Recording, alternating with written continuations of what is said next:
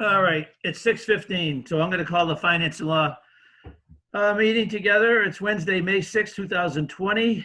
And let's see, roll call. Mr. Souza. Present. Mr. Fiore. Present. Also in attendance, we have the Superintendent Cabral and Assistant Superintendent Monahan. First item on the agenda this evening is student activity requests, and there aren't any. Second item is extended day care and preschool, Letty and Mulcahy. So thank you, Mr. Martin. So Mrs. Moynihan and I, we have been discussing and we've been receiving requests from parents who attend the Letty preschool who are not participating in the remote learning plan, and also parents from the extended day program who prepaid their tuition for the year. We've been receiving requests or questions regarding if they would be reimbursed. So we wanted to bring this to the Finance and Law Committee with the recommendation that the business office, working with Mrs. Moynihan and Annie Zrebrick and Principal Belanger and Principal Dakuda and Donna Ross, that they work with the families to reimburse them the prorated amounts that they would be entitled to for not participating in the Letty's preschool services and also for attending the extended day programs. Thank you, Mr. Cabral. Wishes of the committee. Thank you, Mr. Chairman. So these are services that were never rendered is basically it. Correct. And we would prorate the refunds based on the last day of services, which would have been March 13th when we officially closed. Thank you. Mr. Chairman, I would make a motion that we adopt the recommendation of the administration and reimburse the families for the extended day as presented. I'll second that. And preschool. Is part of that motion, Mr. Souza? I'm sorry, Mr. Chairman, you cut out for a minute. And the preschool? Oh, yes, I'm sorry. Yes, both Letty and Mulcahy The extended vendors. preschool. In the preschool, yes. Okay. Any discussion? Preschool tuition, yes. Okay. Any discussion? Hearing none. All those in favor? Aye. Opposed? So voted. Aye. We have quarterly finance reports for the FY20 budget, revolving, and the grants. So, Mr. Cabral or Ms. Monahan, either one of you want to take that on? Yeah, I'll let Mrs. Moynihan take this one. Thank you very much, Mr. Cabral. The first one that we're going to look at is our quarterly line item budget there. And as you can see, Mr. Cabral did present to you the last school committee meeting that we currently had a balance of $29,680, and that's reflected at the balance at the very bottom of the sheet.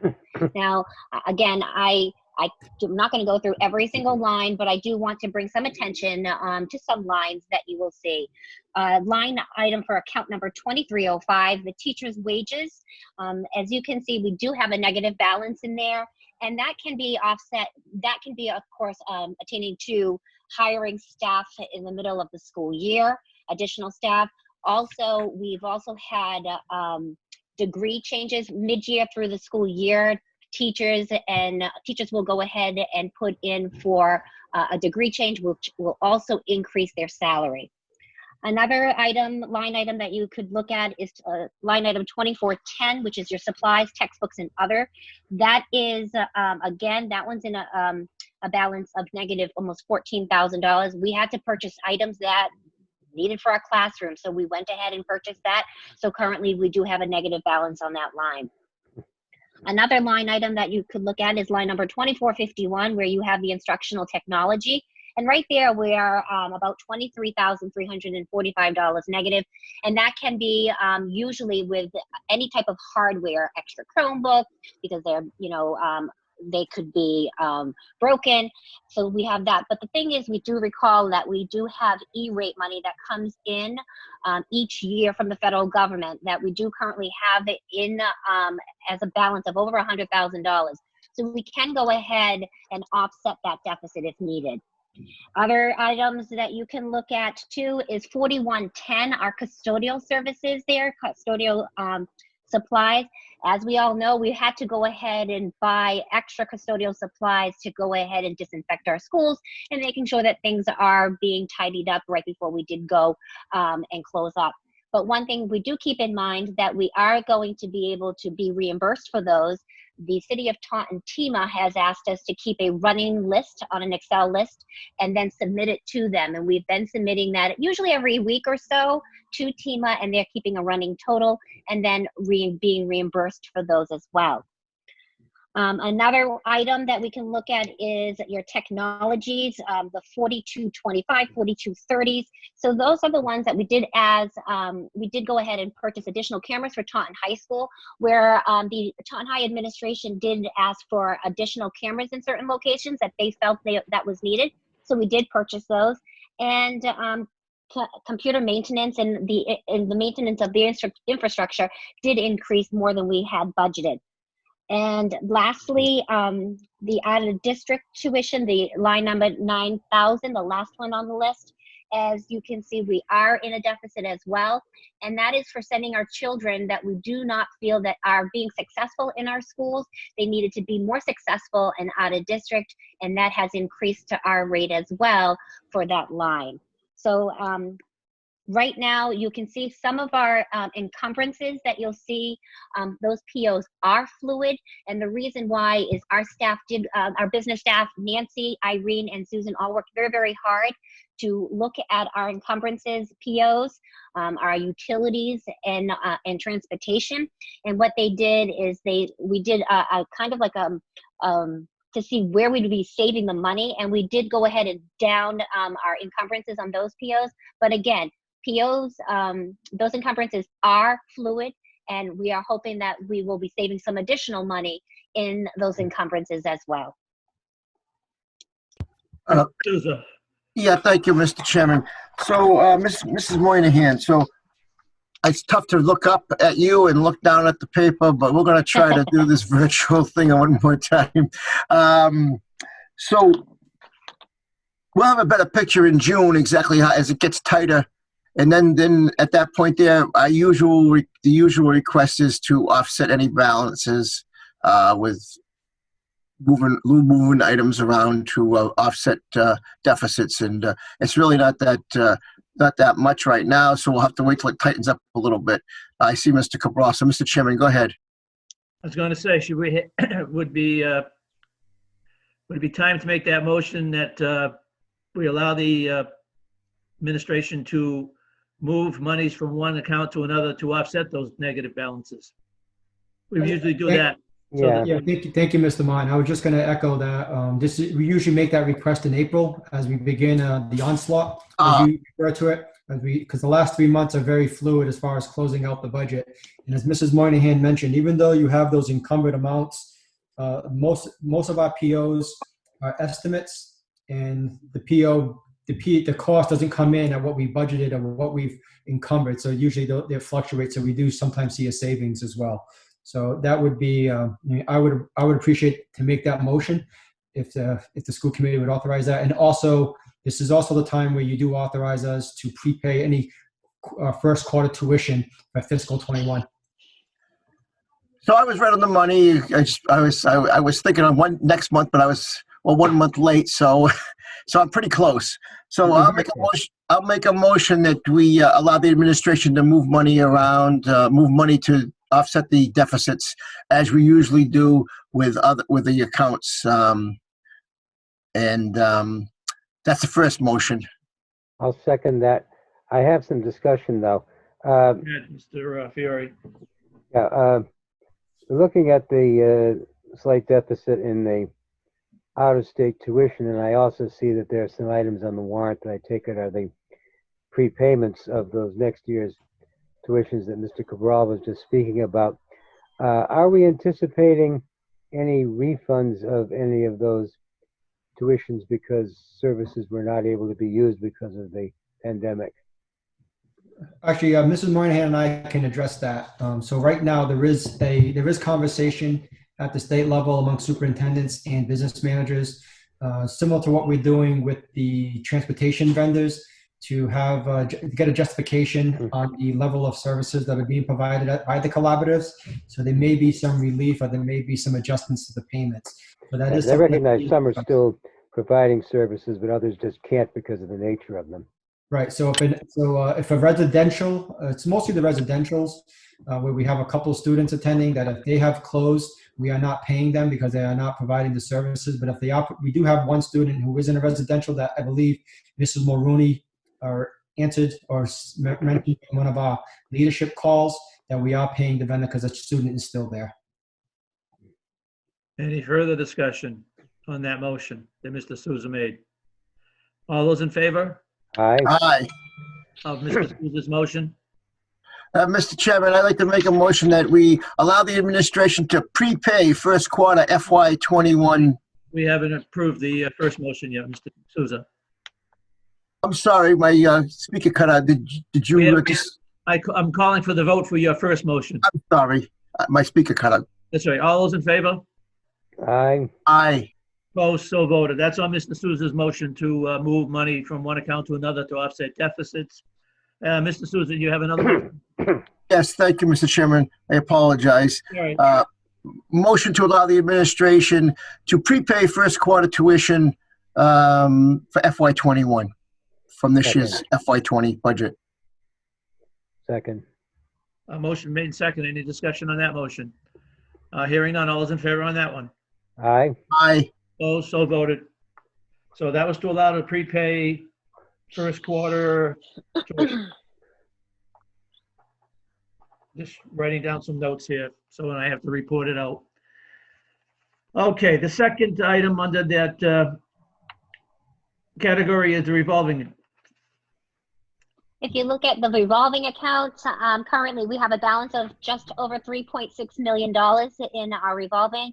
But please note some of the items, of course, from today's voting that we just had, that will be reimbursing our families at the Letty Preschool in Mulcahy. So that will be taking a little bit of a hit in our expenses. So you'll see that moving along there. You'll see that as a negative part going into the expenses coming up for the next time. But overall, things are going okay, as of course we're not having any facilities revenues coming in, but we are holding pretty well at 3.6. Any questions from my colleagues on that one? Yeah, I see Mr. Cabral's hand up. You can go to him, then come back. Yeah, I just, if you remember last week, one of the motions or one of the recommendations, sorry, that I was going to make, and again, it's up to the committee, was to take the $250,000 that we encumbered for the security vestibules, to free that money up, to take it off the encumbrance list in the event we need those funds for fiscal 21. Good evening. Oh, so do we need to do that now, or can we wait to see if we need it? Is there a preference to do it in FY20 rather than it's already encumbered? No, I mean, again, I just, we need to know if we should continue with that work or if we should hold off, because again, not knowing what the future is going to look like, I would want to make sure that we have as much in our reserves as possible, and then we can schedule that work at a later time and encumber it again once we've settled our budget. Because if they're continuing, I don't want them to continue work and expecting payment, because they can receive prorated payments. We already have through you, Mr. Chairman, we already have a purchase order for that already written, and so it's encumbered for a purchase order? We don't have a purchase order. So right now it's encumbered, pending work and pending a purchase order, so we can pull the money back if we need to. Correct.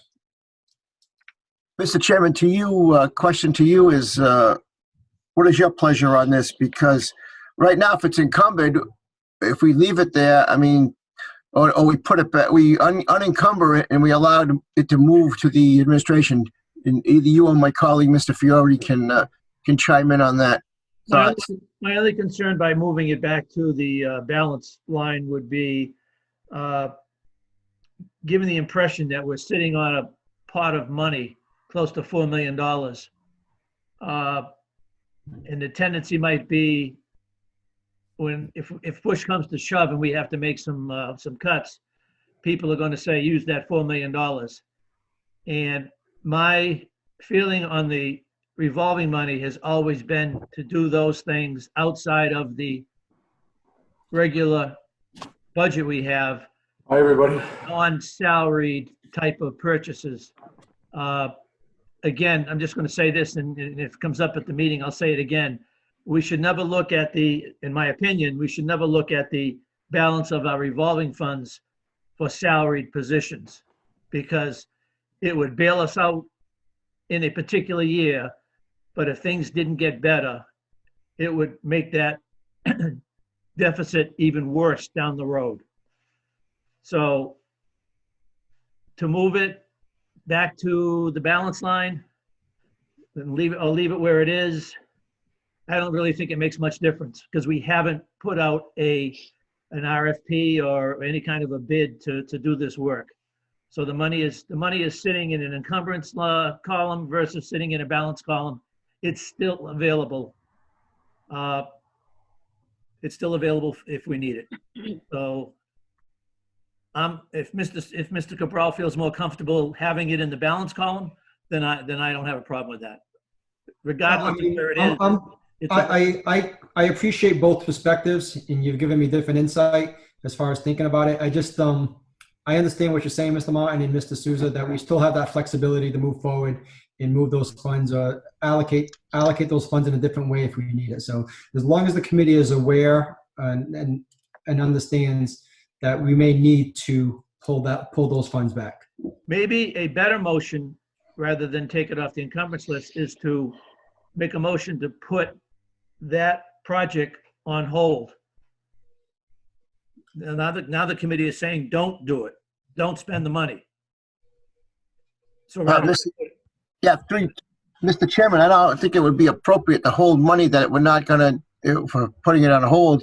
We just let the money there. We can always take it off later on. Let's let the project sit. It's a very important project. So don't get me wrong. So, but I think we just let it sit there, and I don't know what Mr. Fiore has to say on this, but I think we just let it sit there and leave it encumbered. That's all.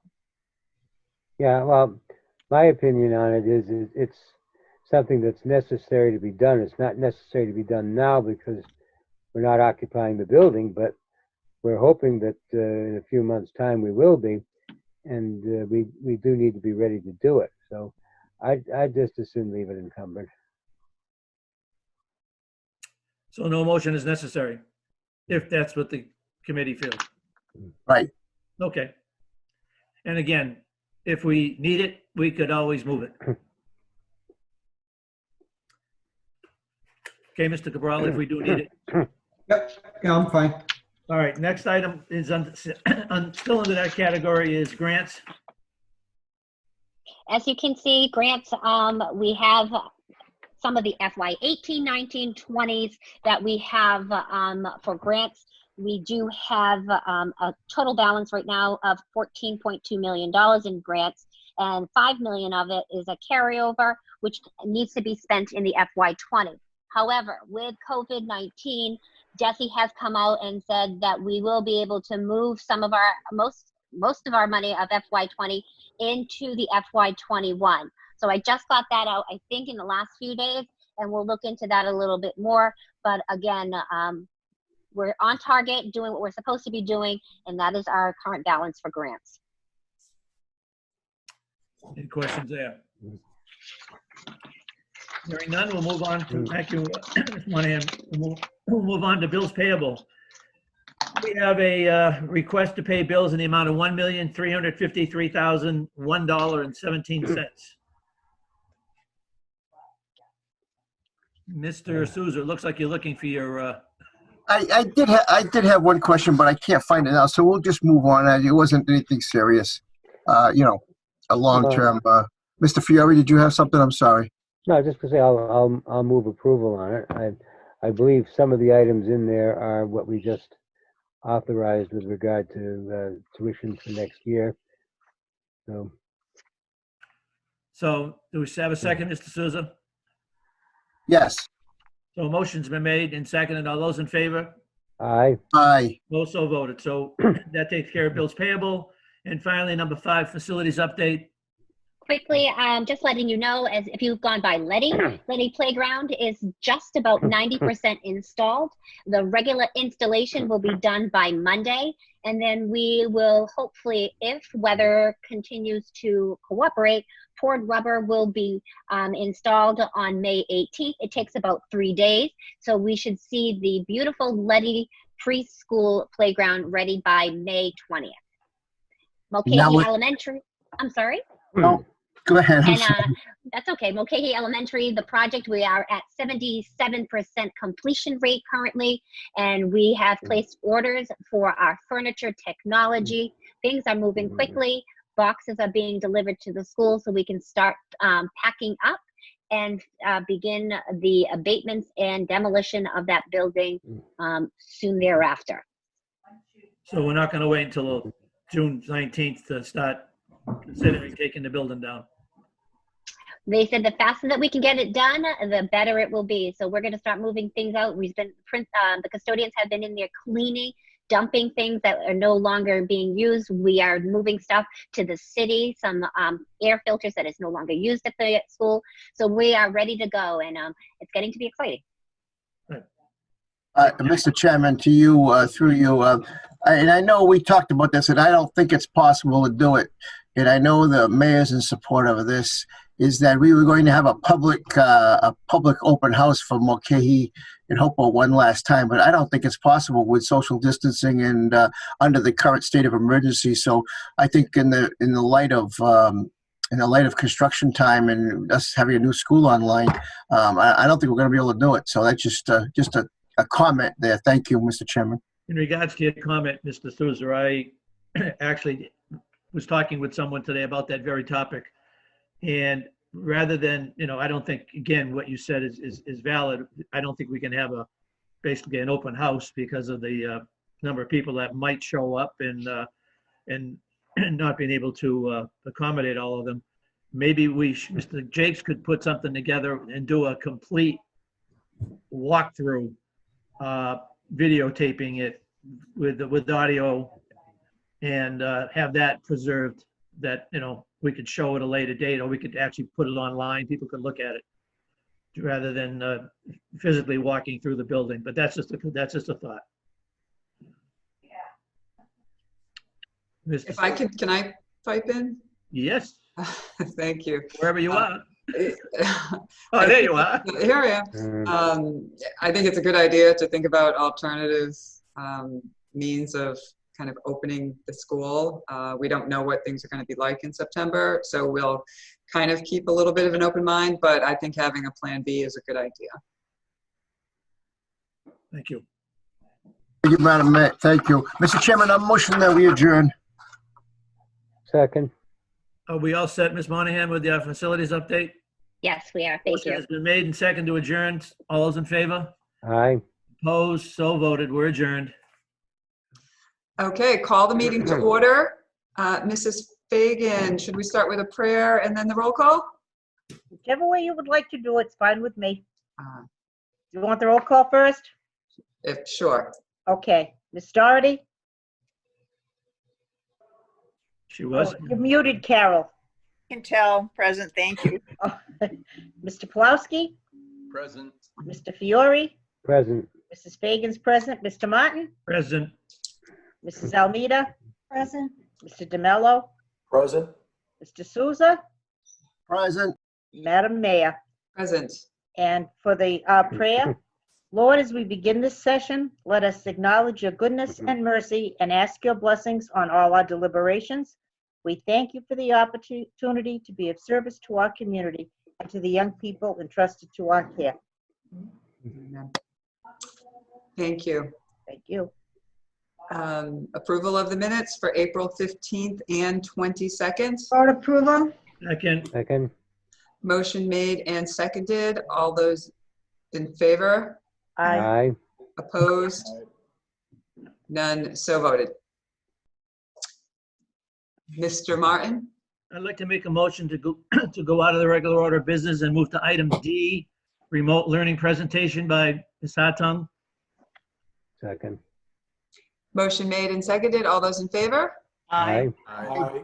Opposed? None. So voted. Thank you. And thank you for joining us, Mrs. Hartung. We're looking forward to your presentation.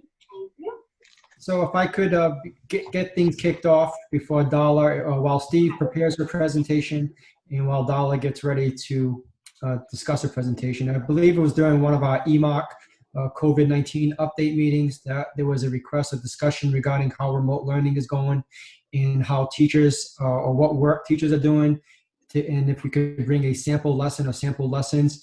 And I think it was also around a non-traditional academic department. So we decided that we would ask Dala and her amazing team to share the great work taking place in her department. So what she's going to share with you is a snapshot. It doesn't do justice to all the amazing work that's taking place, but it will give you some insight into the work the teachers are doing and how they're modifying their curriculum remotely to make sure that students in the CBTE department are engaged in remote learning. So I'll turn things over to Dala, and Dala also received some great news, which I'll let her comment on that. That'll be your potting shot, Dala, when this is all over. Okay. So thank you for having me here tonight to give you an update on career and technical education. So as you can imagine, it has been challenging, and teachers have been working really hard, and my presentation really doesn't do it justice, all the work that teachers have been doing, so I want you to keep that in the back of your mind.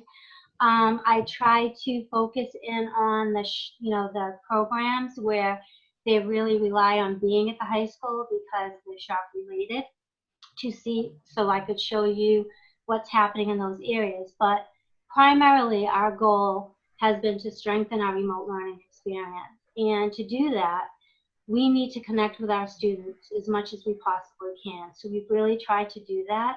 We're using technology to engage them, and we're providing options for them to learn and participate and feel comfortable. That's really important to us. And the most important is being flexible and understanding to meet their needs. Because as you know, it's really challenging for everyone at this time. How we connect with students daily, there's a number of different ways that we do that. We have Google Forms where we post them to the kids' accounts, and they have them first thing in the morning, and they're able to check in. And we're able to ask questions. How are they doing? Do they need help? How are they feeling? Making sure that they don't need anything that we can help them with. These are two little shots here and here of what Google Classroom looks like. And that's another place where teachers can post daily announcements. Students can add to those and ask questions and say hello. Flipgrid is another way of connecting with kids as well. So how we've adapted curriculum delivery through the use of technology. Well, our teachers have taken advantage of Carolyn Bonneau's PD. A lot of teachers are really working hard to use these platforms like Flipgrid and Nearpod. And this is just one example of what many teachers are doing. So I just want to preface that with I'm just showing you a little bit here because I could talk all night. This is an 8th grade family concepts class where the topic was employability skills. And you know as well as I do how important those are. So Mrs. Witters is using Flipgrid. And basically what that is, it's a platform where they can record their voice and they can answer a question. What she wanted them to do is focus on some of these top traits, honesty, being a mentor, challenging yourself, things of that nature. Pick one and think about what it looks like, sounds like, and feels like when people use these traits. And she asked them to think about it in the classroom setting. So in order for them to feel comfortable, they could record their face or just their voice, whatever they felt more comfortable with. Mr. Jakes will show 2 examples of that, and you'll be very impressed with these 8th grade students. Within Nearpod, it's another place where students go in and everything's embedded into that program. So in other words, the lesson objectives are there. There'll be vocab words, little readings. There'll be workplace scenarios where they answer questions and have discussions about. And at the end, a little assessment that they submit and then receive feedback from Mrs. Witters. How we provide options to our students. That we have to really think about that, right? Think about, some of these areas like woodshop, culinary, CAD, and broadcasting. So what we've tried to do is give them options, like I said on the first slide. This is an example of the learning choice board for culinary. So it's a little busy. I tried to show you what some of the options would be under food prep, nutrition, culinary, food safety, and fun with food. So the last thing we want to do is post a recipe and students don't have the ingredients to make it. We don't want them to be overwhelmed, but we want them to connect and stay, current with their curriculum. So this allows students to pick 5 different activities, anything they want, from washing dishes to preparing a menu, from baking, from preparing dinner, online to look at nutritional values, things of that nature. And as you can see at the top, we have soup, mac and cheese, chocolate chip cookies, and banana bread. So that's, options, and they post them and they're proud to show them. This slide I really love because it's showing how proud they are of what they're doing. And their little comments that they tag onto the picture, you can see what they've written. They're showing the food they prepared. They're showing a little comment about watching Netflix and watching that competition, showing the work surface with the ingredients, and then showing that they cleaned a cabinet in their house, to posting a thank you to the teacher and thanking him for his videos and saying how much they enjoyed, working with their mom. And he learned how to make gravy, which was cool.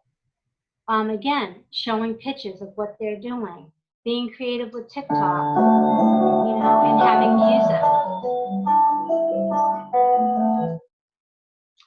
So basically, give them options and they'll find a solution. And that's what we really want to do. This is an example of Child Care 3 with Mrs. Fortunato is using Edpuzzle, another platform a lot of teachers are using now. You have your expectations. You have a nice, clear schedule, not overwhelming, easy to follow. If the child care kids were in school, they'd be observing the tots, but they're not there. We're not at school. So this is a way to watch video, to learn how to, do observations, make the classroom observation meaningful, and like toddler observation, a bunch of different things. They can check in, they have food, they're safe, they've checked in, things of that nature. In exploratory, we're still managing to roll that out. It's been hard because it rotates, every 10 days. But the CAD program, they don't have the CAD at home. They could download it for free because that's an option. And a lot of the upperclassmen have done that.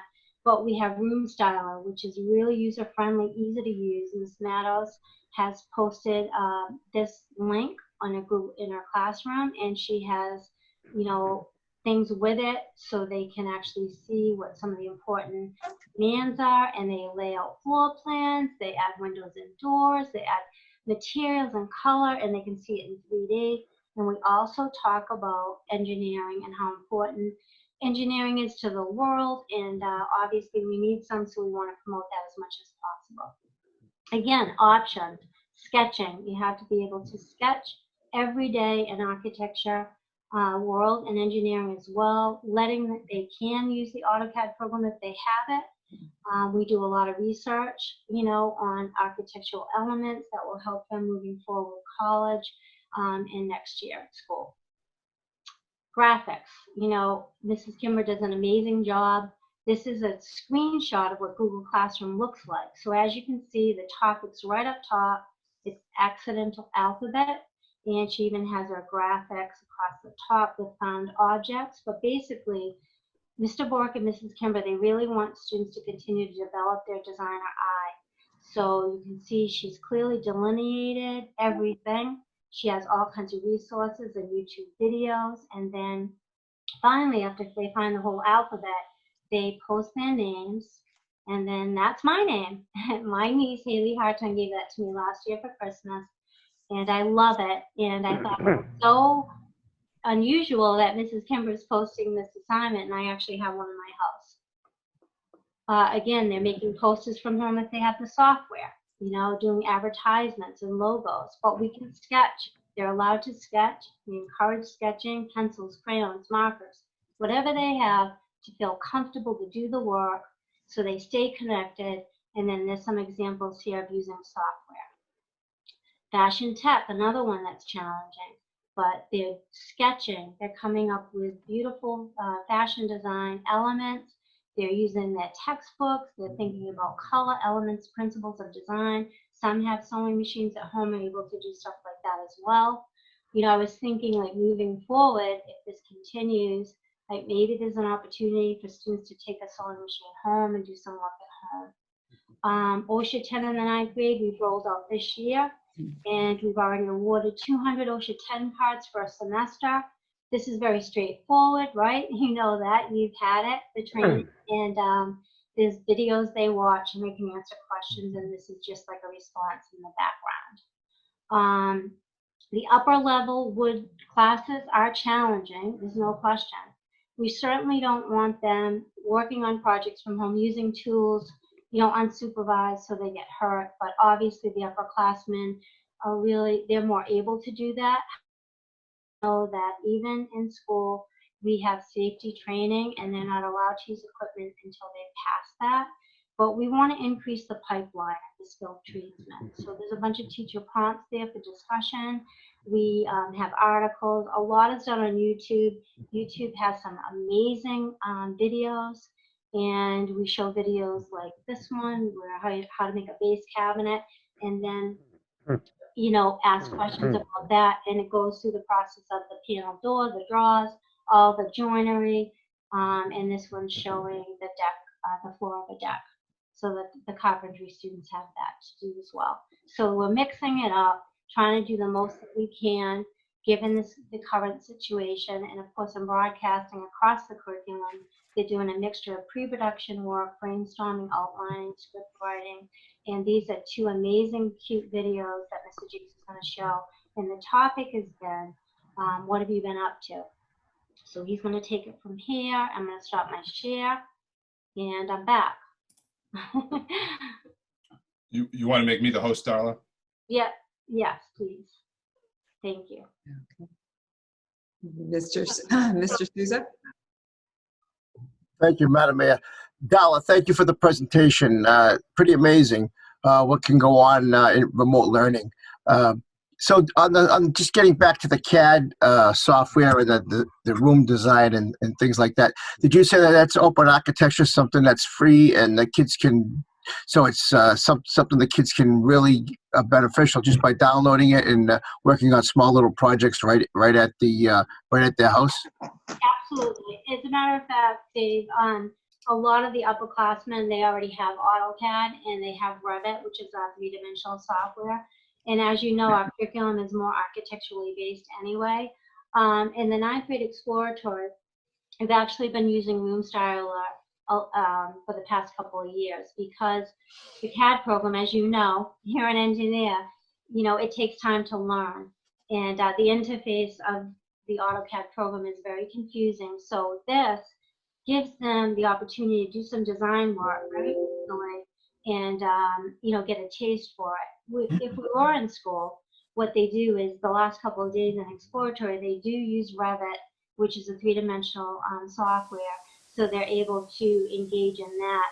But, just to make it easier, because they are overwhelmed. The kids, like some of the kids are, and we're trying to work through that. So as I said to you, we really want to be mindful of the times that we have in making sure that kids feel comfortable and that we're not assigning things that they can't do. But Room Style you can use on your phone, you can use on a tablet. So, we've been working really hard, and I feel like as we progress, over the next 6 weeks, we're going to get better at it. But I feel like that's really user-friendly. You should check it out. It's cool.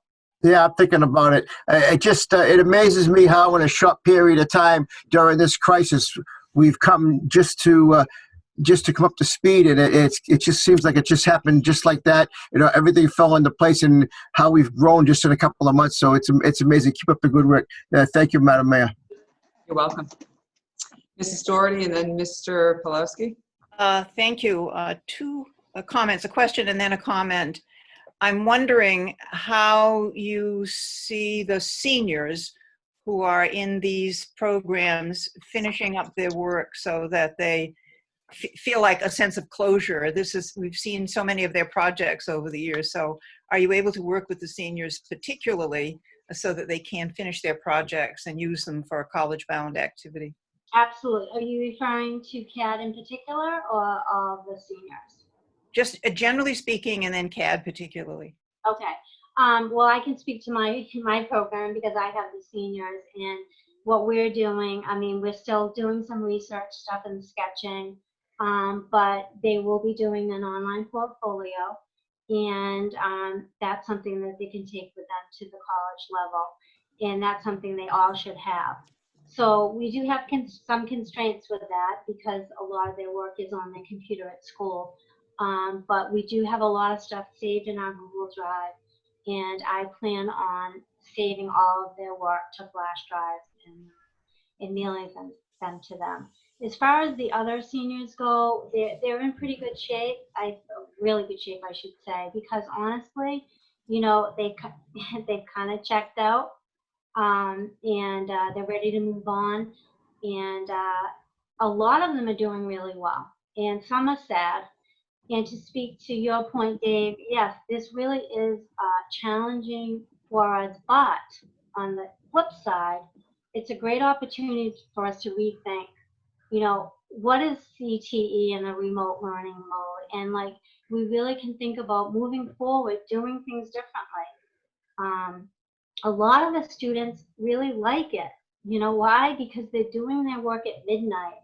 They're doing their work on the weekend. When I talked about options and being flexible, that's what we've been doing with our assignments, wherever they can get it in. Some of these kids are working full time at Chukis and Dunkin' Donuts, working for their dads, so they're going all day working, and then they can do the work at night. And I know when I took courses at Bridgewater for my CAGs, I did a lot of online courses, and yeah, I do like to see people, but sometimes it's nice to be able to do work, you know, when you have the time, and especially the upperclassmen. If I might, just a comment, I will probably say this many times over the next weeks and months as we plan forward getting back to school, that these are opportunities for us to learn many things.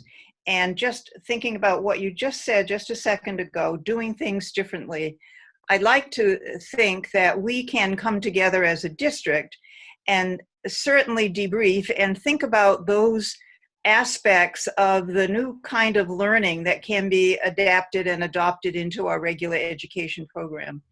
And it sounds like there are many things that you have done and others have done that could very well be used as part of our ongoing program. So thanks for that work. Thank you. Thank you, Madam Mayor. You're welcome. Mr. Pulowski? Thank you, Madam Mayor. Darla, thank you so much. This was really a great presentation. Thank you for sharing this with us. I know that these like specialty shop classes for a lot of kids, this is like their favorite part of the day. This is the thing that excites them and makes them want to come to school. And my worry, you know, in this remote learning environment, that without that, a lot of these kids would lose their excitement for school and lose their engagement. So it's very clear from your presentation that your teachers have really gone that extra mile to keep that engagement going on. It's really impressive, really exciting what you got going on, and it's inventive how you've adapted and taken this tough situation and made the best out of it, and continuous improvement, new ways of education. So really thank you so much to you and for all your teachers for the great work, and thanks for sharing it with us. Thank you. You're welcome. Mr. Martin?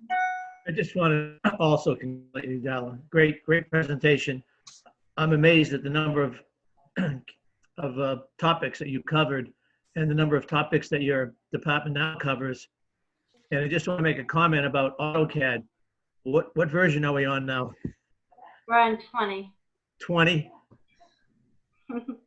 It's been around since what, the early mid-90s, I guess? Right, I think, well, when I started at Taunton High School, I think we had, I don't even know, honestly. It's been 20 years. I've been here 20 years with the district, so. And yeah. You've had AutoCAD since you came? We have, thanks to you. And we keep updating it. Absolutely. It's unbelievable what it can do. It is unbelievable. But again, And, great presentation. Thank you. Thank you, Madam Mayor. You're welcome. Okay. And we do have a couple of videos that we can end with, unless, Mr. Cabral, you want me to touch upon the innovation pathways real quickly, and then we can watch the video real quick. And I just wanted to quickly comment on something I think all of us have touched upon. So part of my vision for the high school You know how passionate I feel about dual enrollment, and I do believe online learning will play a role in education in some way, shape, or form moving forward. So that was always something that I envisioned and part of the work that I was trying to get off the ground with colleagues or with folks over at Bridgewater State University. So I think what we're learning here will be proof that it can be done and that education will look different moving forward, especially for our upperclassmen. Right, and I do, you know, just to speak to that, some of the teachers are really liking this. It's really challenged them, and as I said to Ms. Ferrari the other day, you know, it forces us to think outside the box and really think about, you know, how we can, you know, teach this way. And I feel like moving forward in society, this is the way we need to do it. And not all courses, obviously, but it's amazing what you can do. And when you're challenged to do it, you know, we're still learning, but I feel like we're feeling comfortable and moving forward, and that's a good thing. So, If I could, Madam Mayor, one more thing. Sure, Mr. Martin. I just want to comment on what Mr. Cabral said and what Darla followed up with. I've been getting final exams all day today because I'm giving finals at Bridgewater. And you would not believe the number of kids that end their final exam by saying, thanks for a great semester, even though it was challenging and online. It never had been online before. So the kids are really appreciative of what we're doing too. Thank you. Steve, you want me to make you the host? How do I do that? You Because click on, John made me the host. yeah, the three dots in my window. If you click on that, you should be able to change host to. Oh, okay. And so while they're doing that, the one thing that I will say is we were given some lemons and we're going to make the best lemonade out of it. And Darla provided a great example of how we took this situation and we took those lemons, and she's making some amazing lemonade in her department. So thank you, Darla. Just one thing, Madam Mayor, I don't mean to interrupt, but certainly one of these days before I'm off this committee, and hopefully we'll be at the schools pretty soon, as we'll be able to go see that program back. We saw it a few years ago. We'll be able to go back and see that in person, Darla. I appreciate that. Okay, no problem. All set? Ready for a couple videos? All righty. Okay, so the first two videos are the 8th grade students with the employability skills that I touched upon at the very beginning. Hi, so the topic I chose was being a mentor for others. So demonstrating this in the classroom would be to help your classmates or peers with problems, whether it's in English, math, science, whatever it may be, or even answering questions that they have, and being that guide to get them in the right path to get the right answer, a good grade on the test, or whatever it may be. This can also be leading a group discussion if you're in small groups that your teacher separated you into, and taking charge to show them how to be a great role model. Okay, that's the first one.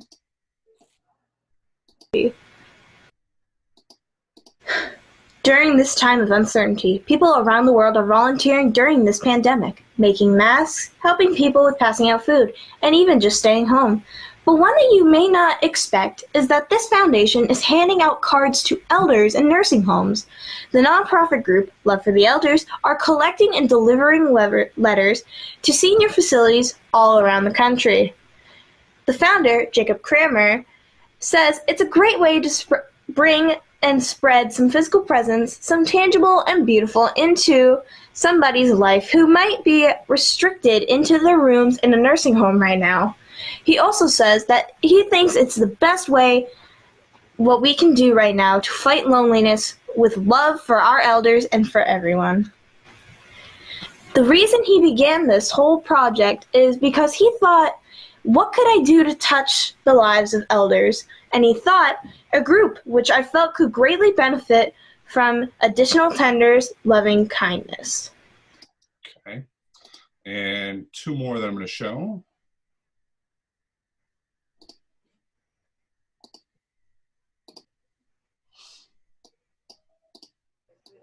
So this is a broadcasting one. This your department, Jakes? Yeah, this is Mr. Gay's broadcasting one class. What has Michaela Cleary been doing during this quarantine, you might ask? Well, folks, today we're going to find out just that. Let's go interview her family. Would you say that Michaela has contributed to the household over the past month? If you consider eating me out of house and home, then yes.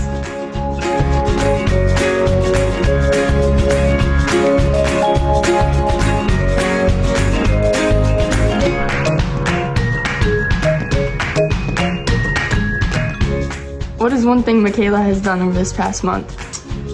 Besides nothing, made a bunch of TikToks like this. We could ruin them. Mama said that it was okay. Mama said that it was quite alright. I kind of people. Has Michaela done anything over this past month? No, but she did take the dog on walks.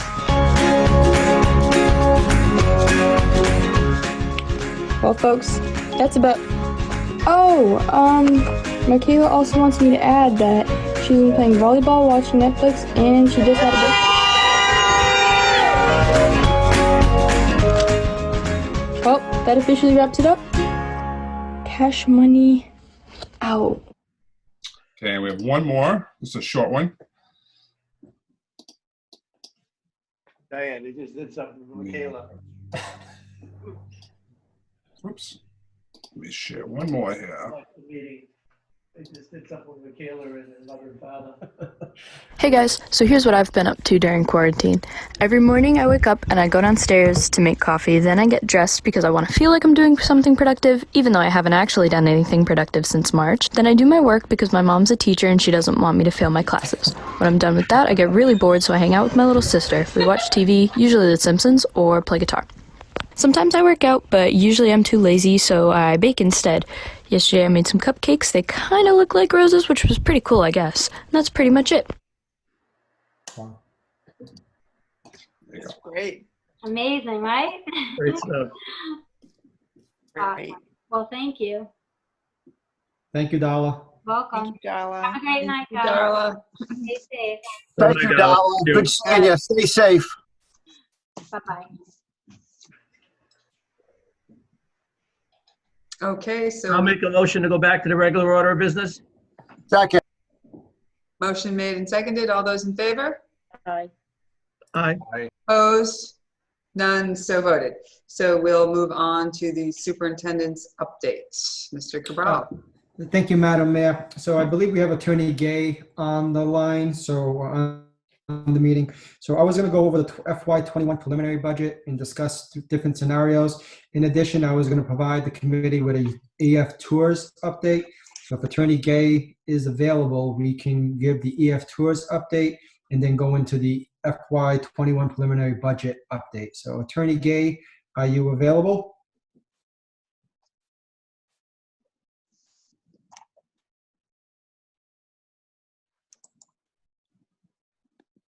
So as Attorney Gay, oh, he's calling me now. Hold on one second.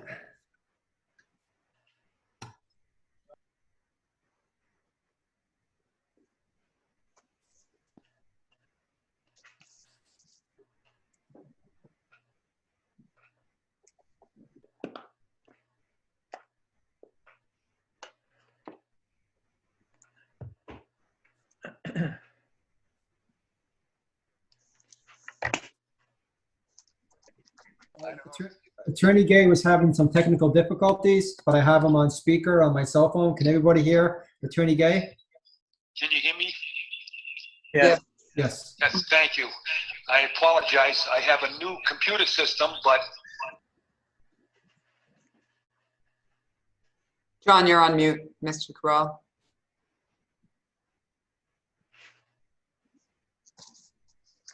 John, do you know that you're on mute? Oh, okay. Go ahead, David. I'm sorry. Sorry. Okay. I apologize for not being able to participate on the Zoom. I've been able to watch the meeting. It was very, very well done, Darla Hutton's presentation.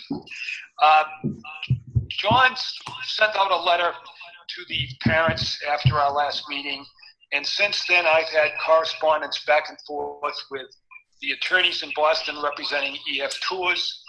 We've gotten some updated information, which I think was shared with you today, including a letter from Attorney William Dunn. And we've kind of reached the end of the line.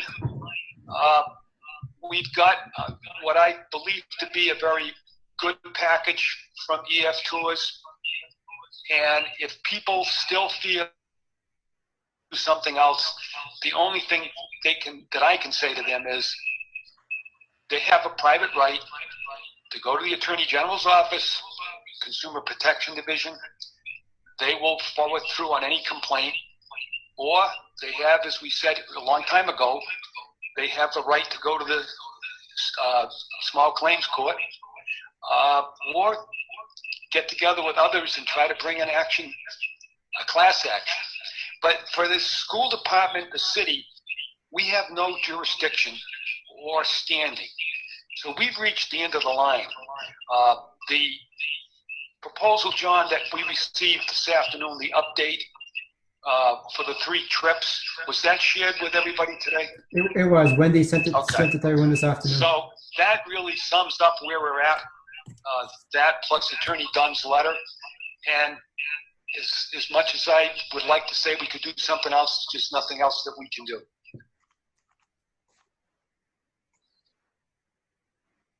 Okay, thank you. Madam Mayor, could I just make a motion that we add the 3 letters we received by email today individually, add them to the minutes, and that would be the letter from the city solicitor, the David Gay, and the 2 other 2 letters, and one from Mark Gould. Could we have them as part of the minutes, please? So moved. Motion made and seconded. All those in favor? Aye. Aye. Opposed? 1, Mr. DeMello. Thank you, Mayor. I'd Oh, also. I'm sorry. Were you opposed? I'm sorry, no. Okay, all right. Passes unanimously. Okay. Mr. DeMello. Thank you, Mayor. So we received the letter today at approximately 4:20 in the afternoon on a response from Attorney Gay's office. The gentleman, escapes my mind right now, that works for Attorney Gay, Mark Gould, I believe it is, Attorney Gould. So again, it's kind of a shock when we receive a letter of that magnitude at 4:20 p.m. for a meeting that takes place in approximately 2 hours later. So right now, I don't have much to say, but I will have something to say at the conclusion of tonight's meeting, or most likely tomorrow. What Mr. Cabral mentioned, I think Attorney Gay mentioned about 2021. I don't remember receiving that from Wendy. Did that come out today? Maybe. There's so many emails going back and forth. It did come out today. And for public disclosure, what are those 3 trips? I mean, what do they say? What is the context of those letters? Because again, I didn't read them and I can't seem to find them. Could you update us on that, Mr. Cabral? Yes. So there are 3 trips for next year. One was the Amsterdam trip that was scheduled for this April, that was pushed out to next year, which I believe is next April, Mr. Barata, or sometime later. And then there were 2 other trips scheduled by EF Tours, which their destinations escape me, Mr. Barata. Could you refresh my memory on the 2 other trips? Sure. You had the Amsterdam in France, the Netherlands in France, which was pushed out due to the lack of numbers to next spring. There was the other 2 that were not preliminary approved by school committee. It was Italy and Iceland, where the marketing took place, where the posting, and then families engaged those companies as well. Those are the 3 trips that you're referencing, Mr. DeMello. And so, I guess my concern is the financial consequences, because once again, I understand that the trip that was supposed to take place in April 2020 did not have enough participation and was so moved to 2021. And Mr. Cabral, we had a conversation earlier. I believe the school committee approved that move to 2021. Is that correct, to your recollection? Okay, so if you want to look at the monetary implications, the Italy, Iceland, well, I'll start by this. Communication with EF Tours is difficult at best. And what they've done probably the last month and a half is they began siloing messaging by trips, by when they were going to be going out. So what was on the website sometimes didn't match. The 2 trips that were not approved by school committee, Italy and Iceland, There is a policy that is not written in their documents that you have seen, that Attorney Gates seen, that's basically regionally based. It's a school committee clause, I guess, whereby predominantly school committees in the Northeast vet all these international programs. The remainder of the country, the schools do them outside of the realm of the schools. They run them on their own. Embedded in that policy is this, that when families begin to engage those companies before school committee approvals, and they start collecting that money, if at that time, like in our situation, it would come to preliminary approval and the school committee says, no, we don't want them to go, all those monies get refunded 100%. So as of now, Italy and Iceland, those trips will be funded back to the families, no harm, full reimbursement, 100%. The Netherlands and France, although it was moved out, originally it looked like my conversation with somebody last Saturday with the EF Tours said they would take a $1,000 hit. That was actually false because our tour guide said it's down to $500. So they're sitting now at the same refundable rate as our Greece trip. So if I may, Madam Mayor, through you, so I am really confused right now. I don't know about my other colleagues, but we can get out of 2021 without any financial hits to our families because school committee did not approve those, but yet we're taking a financial hit on a trip that was suspended or postponed by EF Tours due to a global pandemic of COVID-19. And yet the school committee has also said this trip is not going in place. So what's the difference between us saying we don't approve the trip for June of 2020 or we don't approve a trip for April of 2021 or June of 2021? I'm confused. Can someone answer that to me? Any of my colleagues? No, I believe it has to do with the preliminary approval, that those trips did not have preliminary approval, but they And were. how does EF Tours, how does EF Tours know that we approved the other ones? Did we send them a document that we approved this trip for June of 2020? I'm sorry, there's something missing here. I've been in this business for 30 plus years. There's something missing here. I can't be the only one that's confused. And part of colleagues, please, I implore you to add in on this. With EF Tours that I believe everyone on this committee shares. That again, we feel, I think everyone on this committee, no one on this committee would deny that our families should be made whole. Unfortunately, we have a company that has been very difficult to deal with. On a conference call I had with school committee, with superintendents from across the state, this has been the most difficult travel company that any superintendent or any school committee has had to deal with as far as refunding money back to their family. So it's very, very frustrating that a company that we've had a long-standing relationship with is not making our families whole in this case. And I agree, Mr. DeMello, it is frustrating to hear that 2 trips that were not approved, those families will be able to recoup their funding, yet a group that has already paid in full and was ready to go in June, they're gonna be taking a hit in their pocket, $500. Good times, bad times, $500 is a lot of money to our families in Taunton, especially compounded during this time. So I think everyone agrees this is frustrating and we want to make our families whole, and that is what we are working very hard to do. We've engaged our city solicitor, our legal counsel, and again, we have advocated on behalf of our families, not just this school department, but numerous communities throughout the state of Massachusetts and across the nation. And if I may, that's why the Attorney General's office is in existence. They have a consumer protection department. These families can contact them and they will get legal services in this particular issue. That's the problem, Mr. DeMello, is that we don't have the standing to do it. We've done what we can by way of leverage by ourselves and with other school districts. That is not going all the way. I'm as frustrated as anybody else. But I want to put these people in a position where they can go to the people who are available to help them, and that is the Attorney General's office. And okay, excuse me. Mr. Souza had his hand up. Excuse me, Madam Mayor, I still have the floor for 1 more minute, please. Yeah, well, you don't, but I will let you. I don't? 1 more minute. Why not? Other people have talked, and Mr. Souza's had his hand up. You had your say. Well, I don't Continue.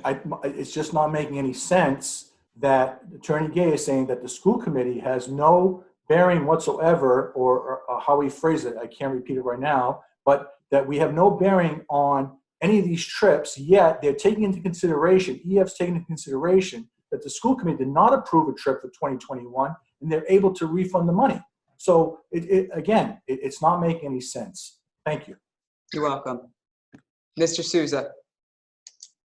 Thank you, Madam Mayor. I think it's important to read the letter from the Assistant City Solicitor, and I'm going to just bear with me for looking down because I'm going to read it.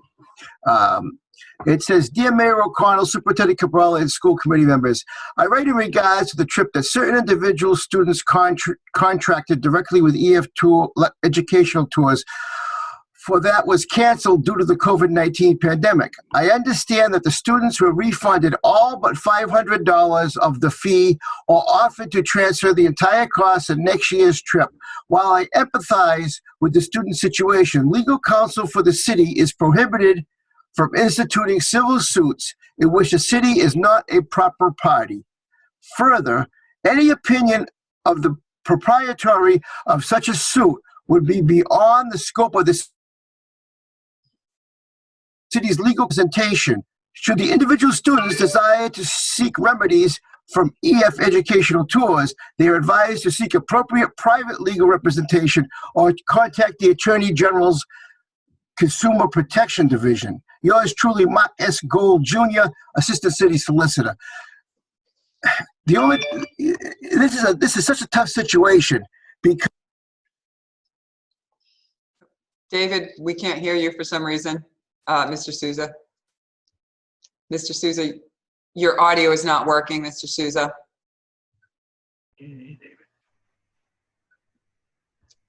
Mr. Souza, we can't hear you.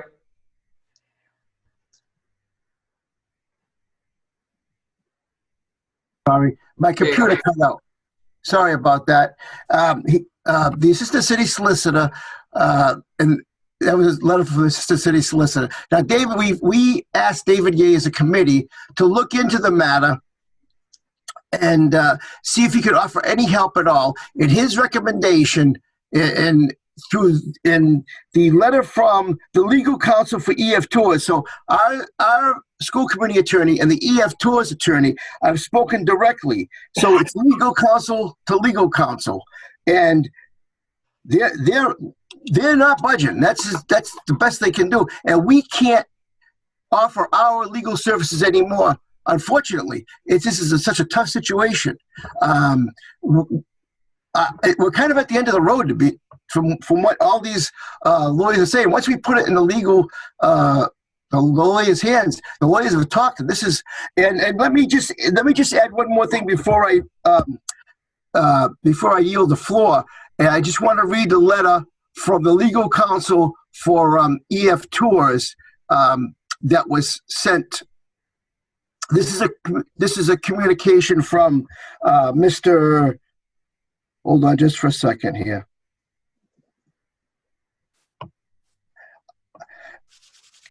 Basically what he said was, I can't find it. Basically what he said was the $500 is for expenses incurred already. Now, whether that's true or not, but that's part of the legal agreement. That's what the lawyers are telling us.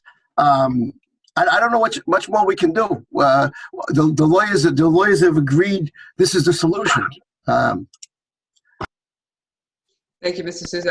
Mrs. Almeida and then Mrs. Fagan. Thank you, Madam Mayor. I sympathize with the parents that have lost money on this tour, and I can understand that it's very difficult times and that they need the money. However, the letters that we received from the attorneys and the one that we received from Mr. Gould stating that there is no legal responsibility to the school department and that the parents sign the contracts and that they should seek retribution through the Attorney General's office or through their own counsel. There's nothing else we can do. And I'm going to yield the floor to Mrs. Fagan, but when she's done, I'd like to make a motion to put this at rest. This is crazy, keep going on. We have other important things to do. Not that this isn't important, but we've got so much to do with all this. We've wasted 4 weeks now talking about EF tours. Thank you. Well, if you'd like to make your motion now, you can, and there can still be discussion. I'll make a motion, Madam Mayor. Well, go ahead. Mr. Unfortunately, Mrs. Fagan is next, but Mrs. Almeida, so are you all set, or did you want to do that? I'll wait till Mrs. Fagan's done and then I'll make a motion, Madam Mayor. Thank you. Okay, Mrs. Fagan, please. Yeah, I would just like to say something. You know, the thing is, they had already started collecting money. Just from my experience, my daughter-in-law and son started paying for this trip last year when my grandson was playing baseball. They had already started paying for this trip. And I guess the benefit now is for all the people that just started, and they said, well, the school committee hasn't approved it. We approved these trips, and Greg, you and I have spoken about this, just before they're ready to go. That's when we get them, and some of them have been considerably late. You know what I mean? And that's the problem. This should have been done at the other end, and that was a fault of ours that we did that. And they certainly didn't correct it. But the fact of the matter is, they ended the trip anyway. They stopped all trips after the 30th. So it doesn't matter about the COVID-19. They can't get us a plane. So I don't understand. And you know, maybe you can say all you want, you're sorry for people. There's people that didn't need to lose $500, considering so many people have lost their jobs. I'm sorry, we shouldn't have been in this business to begin with. But personally, I don't ever want to deal with a company like this again, because I think what they're doing is highway robbery, and it's outrageous. And as far as going to small claims court, which one is open? Because none of the courts are open around here. And by the time you get around to doing that, God knows what's going to happen. We don't have that option for us. You know, it's easy to say that. And as far as going out and getting a lawyer, I mean, I feel bad about it. I understand the city can't do this for us, but somebody's got to start looking at contracts before we sign any of them and let us know what's going on here. And I think it's patently unfair of this company to take advantage of these people by not returning that money. They can't even provide us with a plane. And I like what you said in the letter that they sent it out to us today, Greg, about that whole business with the plane. I'm sorry. I just think what this company's doing is outrageous. Thank you. You're welcome. Mr. Barada, did you have something?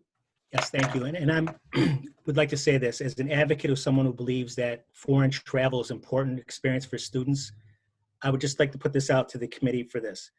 Right now, we're in a pause for any type of field trips in general. Moving forward the next year, obviously, without knowing what school is going to be like, is it 1 week on, 1 week off, we're going to have to optimize classroom learning to its maximum. So the likelihood of approving any field trips whatsoever is minimal at best. So perhaps we could pause this for a second and say, why don't we look at this a little bit more clearly and long term, so that if travel does open up, we can do so more judiciously.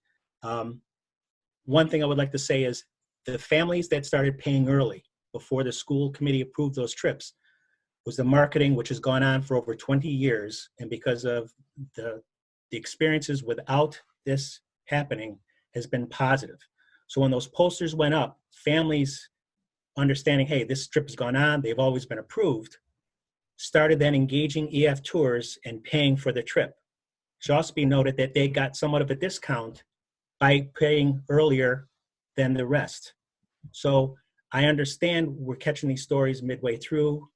I don't know the logistics of the travel industry. I don't pretend to be, and I'm definitely not a lawyer, but we have a window here to really look at this and understand that there probably aren't that many, and Mr. Bell would know more, how many travel groups really provide those experiences for students. And I'm not sure how many there are, although there may be new ones coming up as a result of the experiences we had with EF tours. Thank you. Thank you. Mr. Souza? Madam Mayor, I'll make a motion we adopt the recommendation of Assistant City Solicitor Mark Gold and School Committee Attorney David Gay, and adopt the recommendation as our legal counsels that they've negotiated with EF Tours, and send a letter to the parents as such that that's the agreement that that's been accepted. Second. Motion made and seconded on discussion. Mrs. Doherty. You're on mute, Mrs. Story. To the point of moving on, I think obviously we've had many discussions and there has been a lot of communication with families about multiple things, including the resources that they are either willing to give up or will continue to pursue. But one of the things that we said some time ago was that, or maybe it was Attorney Gay who alluded to the fact that because the contracts were with the families and not with the school department, that we really didn't have any responsibility. I had implored the school committee to take a look at the policy, and there are several pages in our policy handbook that reference process for trips. And also the Mass General Laws references the way in which school departments should conduct policy regarding trips. So we do have a lot of responsibility to the families and to the community. And I think that we have to acknowledge that simply because we ask for all kinds of things in relation to approval of these trips. So I think that we need to recognize that. I mean, I'm willing to put this to bed, but I'm the kind of person that continues to pursue, even though we have no legal standing, to at least express our disenchantment with EF Tours in terms of their decision making. And the fact that they have said that these trips we approved, these trips we didn't approve, they have no business dealing with our business and the process of our business. That's not what EF Tours should be doing, and making decisions on whether or not we approved or didn't approve. That's really our business and our responsibility. So I think that, I mean, like Mr. Barata says, we need to review the entire process of field trips going forward, whether we have them or we don't have them. And lastly, and it may not be appropriate, but Mr. DeMello has written a letter that has not been referenced. And I'm wondering if there are aspects of that letter in terms of our ability to continue to pursue some aspect of this case. So thank you, Madam Mayor. You're welcome. And I'll let Attorney Gay answer that about the letter, but I think he has, but I'll let him speak to that. But I just want to point out that I don't believe anyone has said it's not the responsibility here, but that there's no standing for the school committee or the school to be able to do this. And I will say that I think this committee has very often and very forcefully expressed their displeasure with EF Tours. Just if I might, Madam Mayor, if we check the minutes a few meetings ago, a statement was made that by someone that the school committee didn't have responsibility simply because the contracts were with the families and not with the school department. That's where the responsibility question comes up. Well, in speaking with Attorney Gay, he has repeatedly, I know, said that the school has no standing, no legal standing, and that's the issue here. But Attorney Gay, did you want to talk at all to the letter? I know Mr. Souza has his hand up. Yes, I did see that letter from Mr. DeMello, and I spoke this afternoon with Attorney Dunn and explained to him the contents of that letter. I intend to forward back to him after tonight's meeting, again, the frustration of the school committee. You're absolutely right, Madam Mayor. The word I've been using from the very beginning is lack of standing. I never said there wasn't any, quote, responsibility. It's standing. It's a legal concept. That's why I'm saying that if we can't get the result that we all would like to have, then the parents have the right to go to the Attorney General's office at no charge for the Consumer Protection Division to accept their complaint and investigate. And if they find that EF Tours has in fact not paid payments such that $500 they have to keep, then they can take action to get not only their money back, but get punitive damage. We don't have the right to do it. That's all I've been saying from the beginning. I'm not saying it shouldn't be done. It's got to be done by those who have authority to do it. Thank you, Attorney Gay. And there is a motion on the floor, and the discussion is now really moving away from the motion. We need to get back to the motion. Mr. Souza, I don't know if you want to repeat your motion. I believe it was to accept the final report of the attorney, but if you want to repeat it in your Yes, Madam Mayor, accept the final report of Attorney Gay and Attorney Gould. Is there a second for that motion? Mrs. Almeida seconded the motion. So motion made and seconded. And I think we should probably do this on a roll call vote, Mrs. Fagan. Sure. Hang on a second. Oh. Miss Doherty? You're on mute, Mrs. Oh, Doherty. I'm sorry. No, Mrs. Doherty's on mute. Oh, I'm sorry. Yes. Mr. Pulowski? Yes. Mr. Fiore? Yes. Mrs. Fagan votes no. Mrs. Almeida? Yes. Mr. DeMello? No. No. Mr. Martin? Yes. I'm sorry, I went out of order with you. Mr. Souza? Yes. Did I get you, Mr. Pulowski, already? Yes, Okay. you did. And the last one is you, Madam Mayor. I don't believe I need to vote on this one. Oh, no, you don't. That's right. That's okay. So we have 1, 2, 3, 4, 5, 6 in the affirmative, 2 in the negative. The motion passes. Madam Mayor, Mr. Souza. I want to make a motion that we, the administration come back in 1 week with a recommendation on all of the tours that didn't get approved by the school committee and that are being money's being collected, that come back in 1 week with a recommendation on that and all trips for FY21, whether they should go on or be canceled, because I think it's unfair to be collecting money that a trip for the school committee has not approved, and we're going to end up in the same boat again next year. We need to, if the trips are not going to go on, they should be stopped now. And Italy is not opening up, I think, until the end of the year or the beginning of the year because of COVID-19. If that's the case, then this trip may not even happen. So I think it's premature to be collecting money for a trip. Remember, we have a policy. The policy wasn't followed. Thank you. And I would hope somebody gives me a second on that. I'll second, but on discussion. Okay, motion made and seconded on discussion, Mrs. Almeida, and then Mr. DeMello. Thank you. I think Mr. Souza, that's a good point, but Mr. Barata had already said there would be no trips next year because we don't know where we're going to be.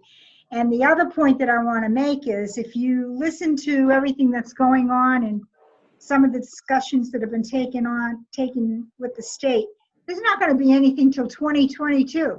So I think anything in 2021 is a moot point at this point. And anything that happens in 2022 is almost going to be a moot point.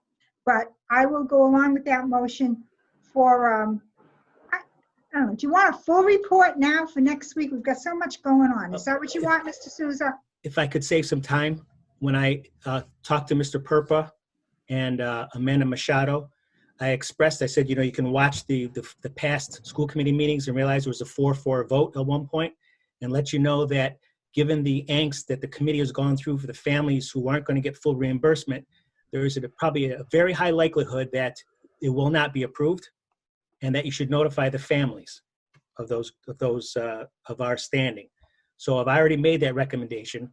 I'd also suggest that we notify the families for Greece, that we're going to notify EF Tours that we're going to, on paper, reschedule the trip to next June, which will then extend our deadline for our families to notify EF Tours beyond May 15th, as that timeline is coming up there.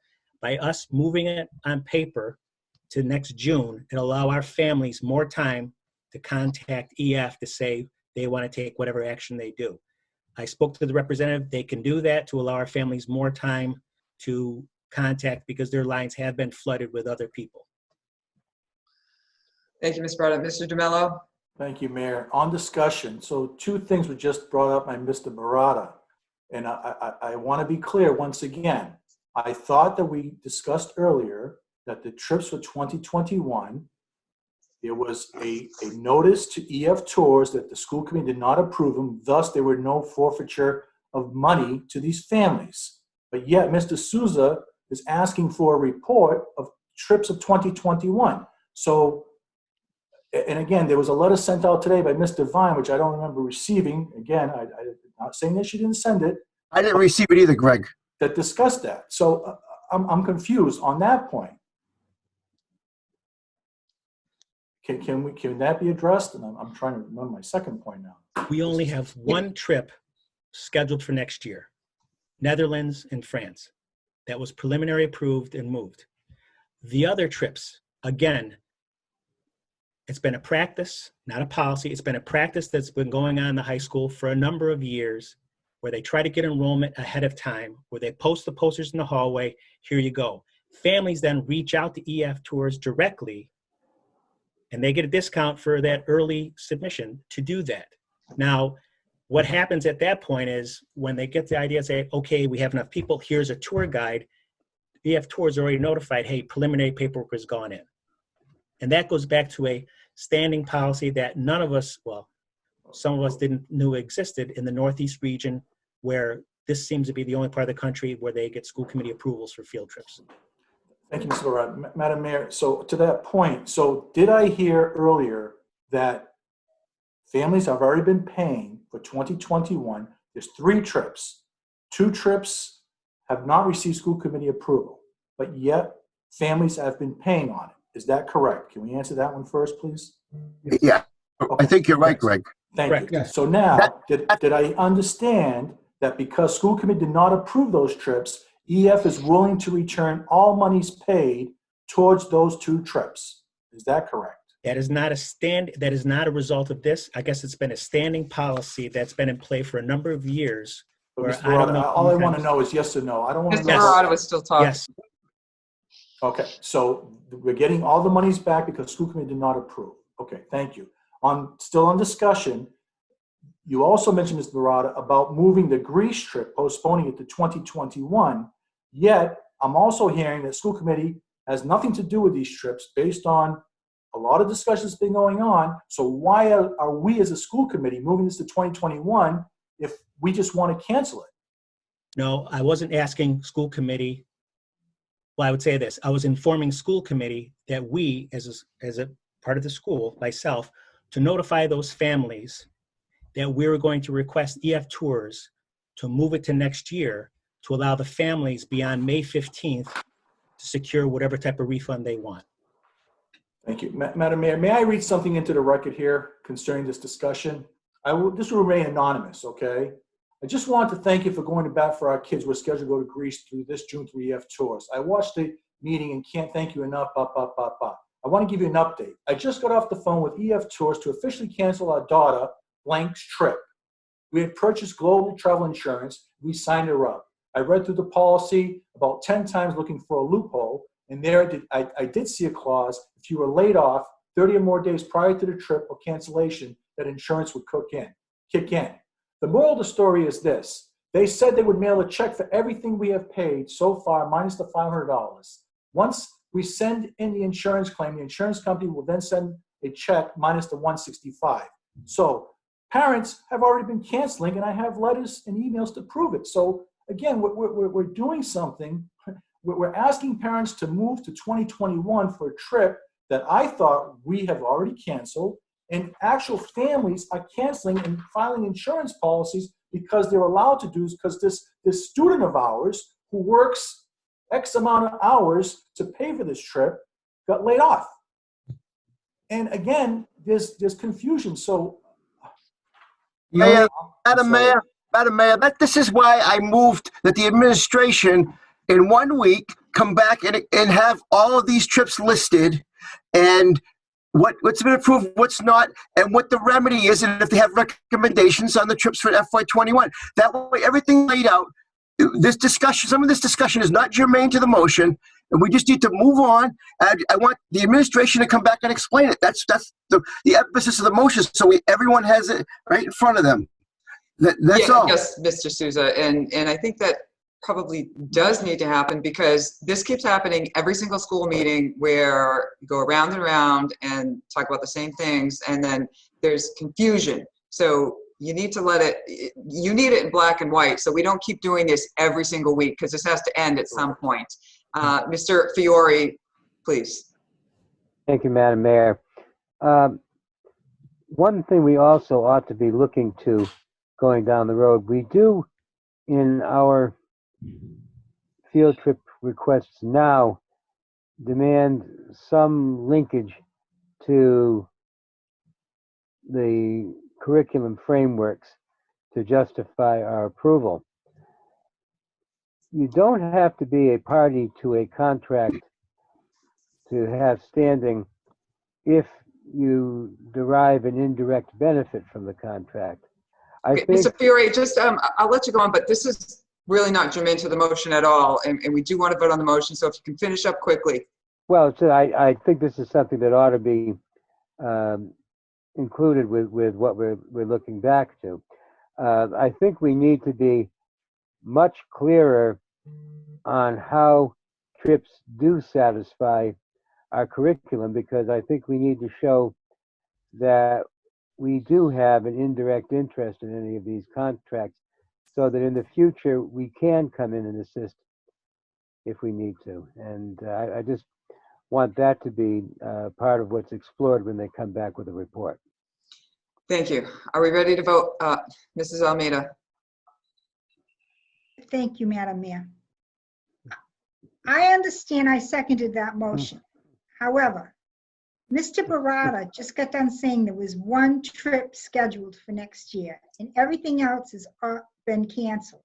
So I don't know how many more reports we need and how much more time we need to spend on this particular issue. That's all I have to say.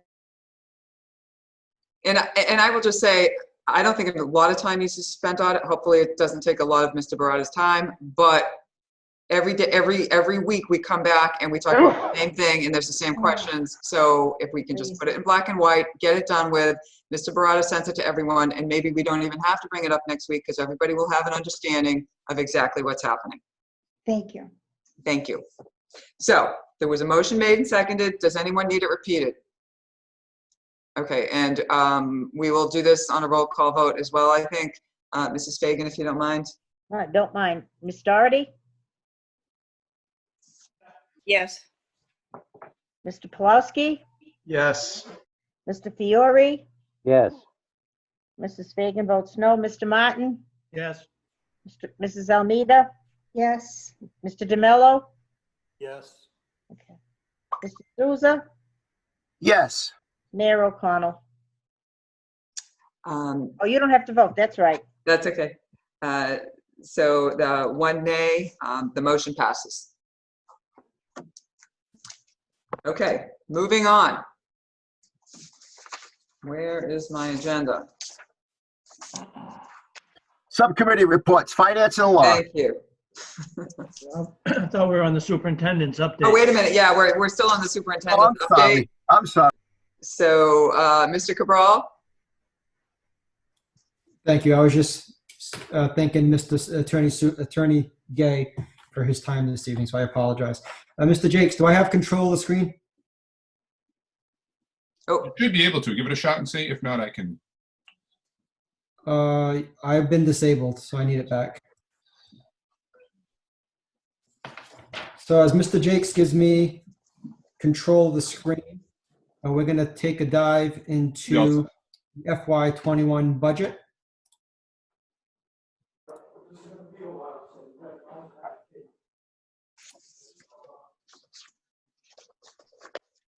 You should have the packet. Can everyone see my screen? Yes.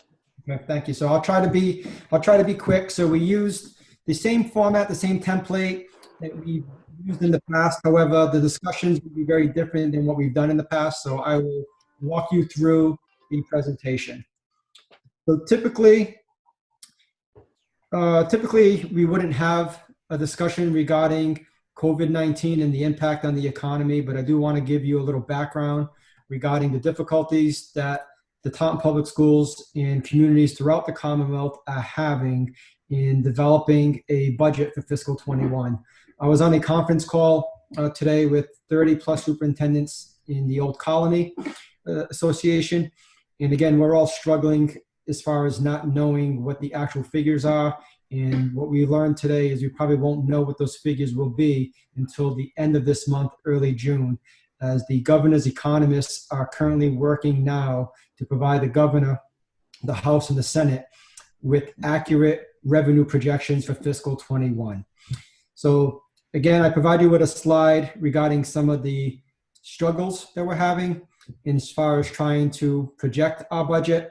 So I won't read all the bullets, but I will skip to the fourth bullet.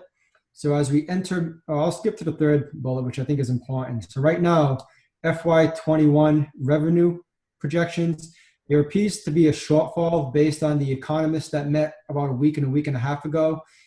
They're predicting a shortfall ranging from $4.4 billion to $5.7 billion in fiscal 21.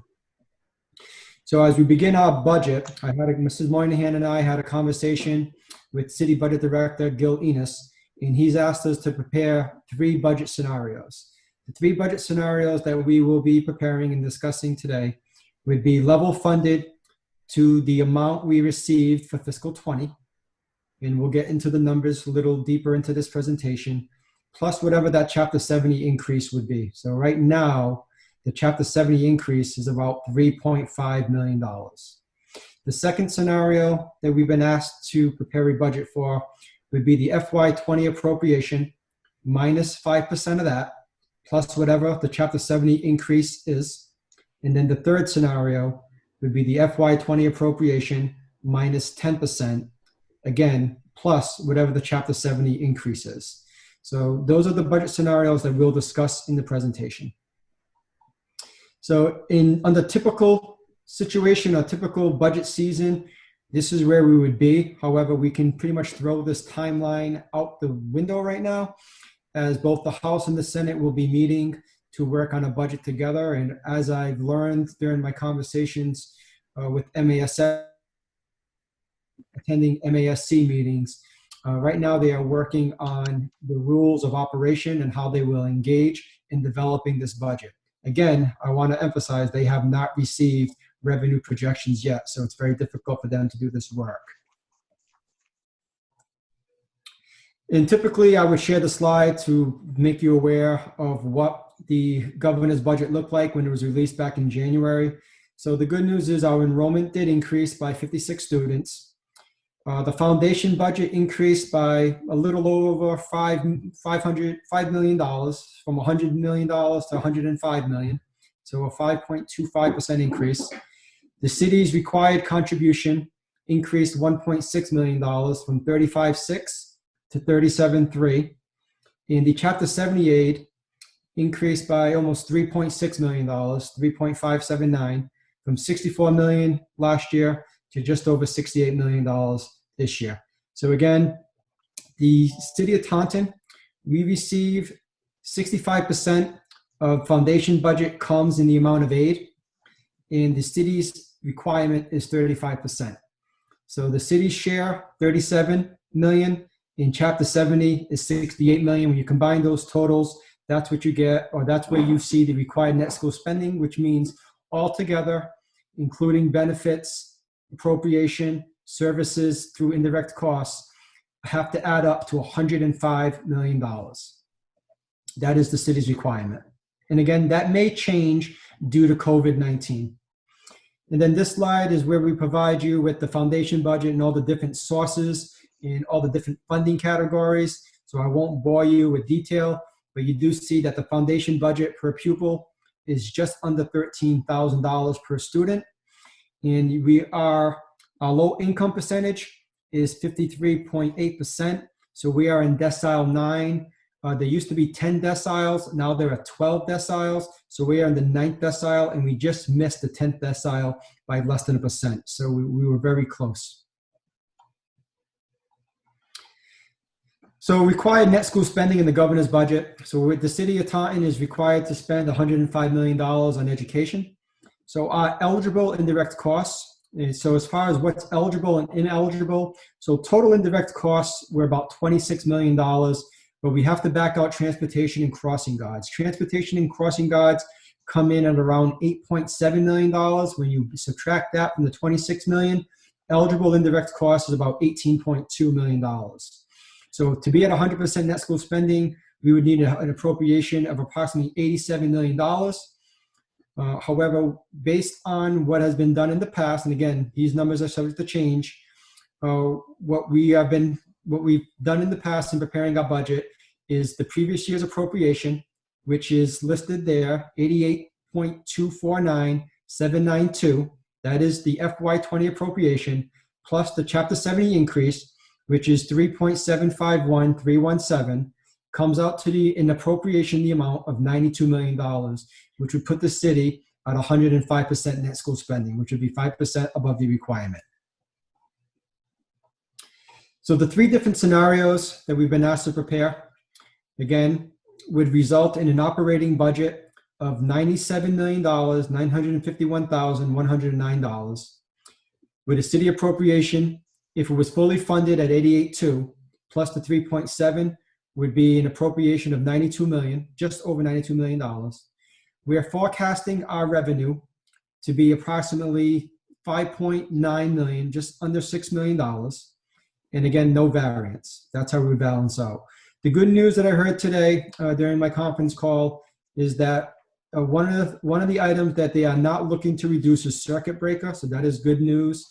You know, circuit breaker is used to offset tuition to out-of-district schools. So if we do receive 75% reimbursement for circuit breaker, that'll come in at 3.6. This year, as part of the Student Opportunity Act, we will be eligible to receive reimbursement for out-of-district transportation, which we're forecasting will be somewhere around $600,000. We're asking to go a little higher in revolving. In the past, this current fiscal year, you've allocated $800,000. We're asking for $1 million out of revolving. Grant carryover is a little lower than what we've had in the past. We're projecting $500,000 in grant carryover. The Cable Commission reimbursement about $100,000, and then McKinney-Vento, the average has been about $150,000. So that's where we get our revenue. So if we were to see a 5% reduction in our appropriation, we would have proposed expenditures of $93.5. Our city appropriation would be $87.5, because that also factors in the Chapter 70 increase. And then our revenue is 5.9, so we're looking at a reduction of $4.4 million if we have to decrease our appropriation by 5%. If we have to decrease our appropriation by 10%, we're looking at proposed expenditures to the tune of $89.1 million. Our city appropriation would be 83.1 or 83.2 if you're rounding up. Our revenue does not change, and we're looking at cuts to the tune of $8.8 million. So those are the three scenarios that we are being asked to prepare budgets for. And Mrs. Moynihan and I, in a meeting in the near future, we can discuss the different options as we've done in the past with phase 1, phase 2, and phase 3 reductions in order to make these three different scenarios balance. Once we have a better handle on what the numbers will look like from the city and from the state. And then as we've done in the past, just to show you where our funding is going. So again, 73% or 73 cents on every dollar, it goes towards staffing. 9% is allocated towards special education tuition. 9% for transportation. 4% is spent on utilities. Contracted services is about 2%. Supplies 2%, and maintenance 1%. And when we get into the budget and you see a couple slides, maintenance was one of the areas that we reduced to balance our budget, and we'll talk about some of the areas we reduced. Just a different way of looking at the net school spending and providing you with where we saw the increases in the Chapter 70 formula. So again, the triangle that was made famous by Mr. Martin and the administration he worked under a few years ago. Again, 100.5 required net school spending. You see the state share coming in at 68.1 and the state share at 37.3. You combine the total, you have your 105 million. And again, just to show you where those increases are in a different way, and just again, providing you with the inflation factor. Our costs at a glance, and I want to reiterate, staff members are not receiving a 4% increase. Now that takes into account step increases. That also takes into account our sick leave buyback, our substitute pay. That's all factored into the 71.8 or the $72 million total here. And again, all our contracts have been negotiated. We are not negotiating any contracts next year. So again, providing you with the breakdown. So we did reduce contracted services by about 1.5%. We did reduce our supply line by 2.36%, and we reduced our maintenance of buildings by almost 17%. A large chunk was security, and a large piece of that was also playground enhancements. That made up about 120,000. That made up about 120,000, or close to 100,000 of the reductions that you see of that 137. So overall increase is about 3.5%, which is less than last year's. And again, I'm just providing you with the projections on what it would look like. So last year, we grew our budget by 5.1%. If we were to receive the funding that we are projecting, we would have an increase to our budget, operating budget of about 3.5%.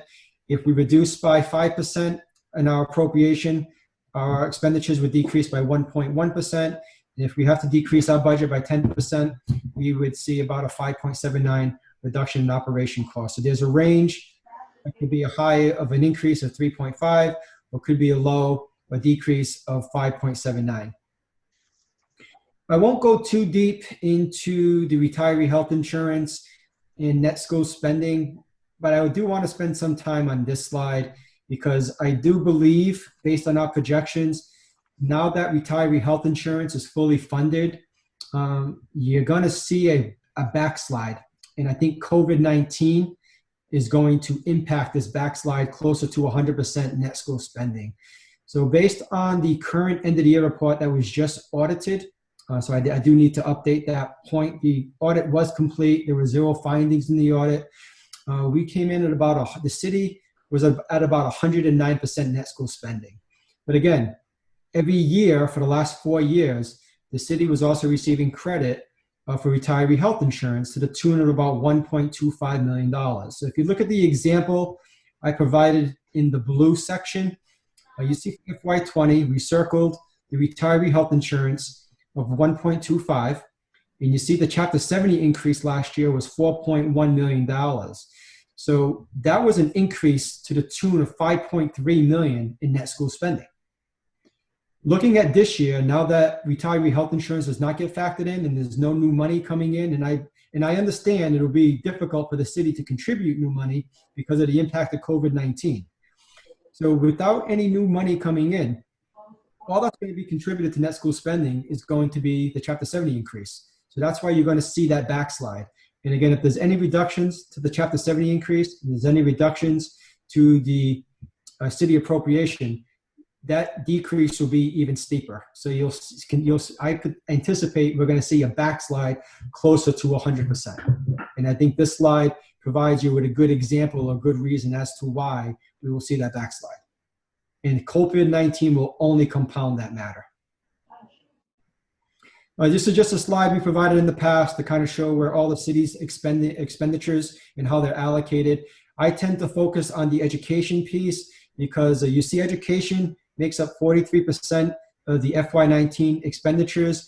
95% can be contributed or attributed to the Taunton Public Schools, 4% to Bristol Plymouth, and it's actually less than 1% to Bristol Aggie. So 43% of the city's operating budget is contributed to education. The state average is about 48% is what the state average is, just in case you at home were wondering. And then final thoughts that I'd like to contribute or add to the presentation is that we know schools play a critical role in the lives of our students, and that's going to be dramatically impacted because of COVID-19. So a well-resourced budget is going to be instrumental in getting maintaining the amount of work or the level of education that we've reached to this point. We don't want to see our education take a step backwards. And I believe it'll be even more compounded in urban districts such as Taunton, Brockton, Fall River, New Bedford that surround us. We've come a long way as urban districts, and I'm fearful and worried about the impact COVID-19 can have on all the work we've done and the work that we need to continue doing to level the playing field for all our students. And then I'll let you continue reading the last 2 bullets on the left. And then the bullets on the right that I provided you, just to give you some insight into the coronavirus, to the CARES Act, is $2.7 billion coming to Massachusetts. We anticipate that the city of Taunton is going to receive about $1.8 million in CARES funding to help offset deficits, to help recoup, to cover costs associated with COVID-19. And that we should be receiving our total this week, is what I learned today. And we should also be receiving our application this week today. And there'll be webinars to provide us with guidance on how to expend the funds and how to report the funds back to the state. So there will be some requirements. So I anticipate it'll be very similar to the Ed Jobs funds we received back in 2010, but I'm hearing there'll be more flexibility than what we had with the Ed Jobs funding back in 2010. And then the last piece I want to end with is that currently there are no proposed reductions in staffing or programming yet, but it is highly likely that there will be reductions due to the impact COVID-19 is having in our economy. And also in the back of your packet, I provided you with a document where I pulled some of this information. It was a report from Mass Budget that provides you with some FAQs that I would encourage you to read to provide you with some insight regarding what's taking place at the state level and the difficulties we will all have as far as formulating our budget for fiscal 21. So that concludes my overview, my presentation of the fiscal 21 budget. If there are any questions, I'd be glad to entertain them at this point. Thank you, Mr. Cabral. I can't see everyone at the moment, so if you can just hang on. Yeah, I'll stop the screen share, Madam Mayor. Okay. Okay. All right, there we go. Okay, Mr. Fiore and then Mrs. Doherty.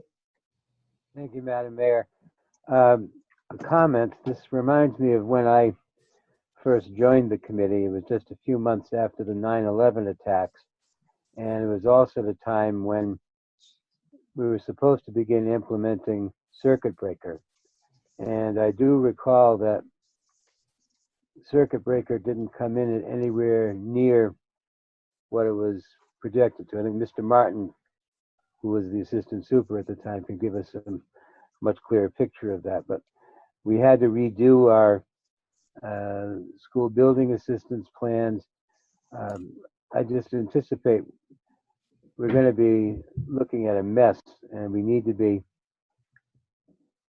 ready, and we also need to be patient, I think.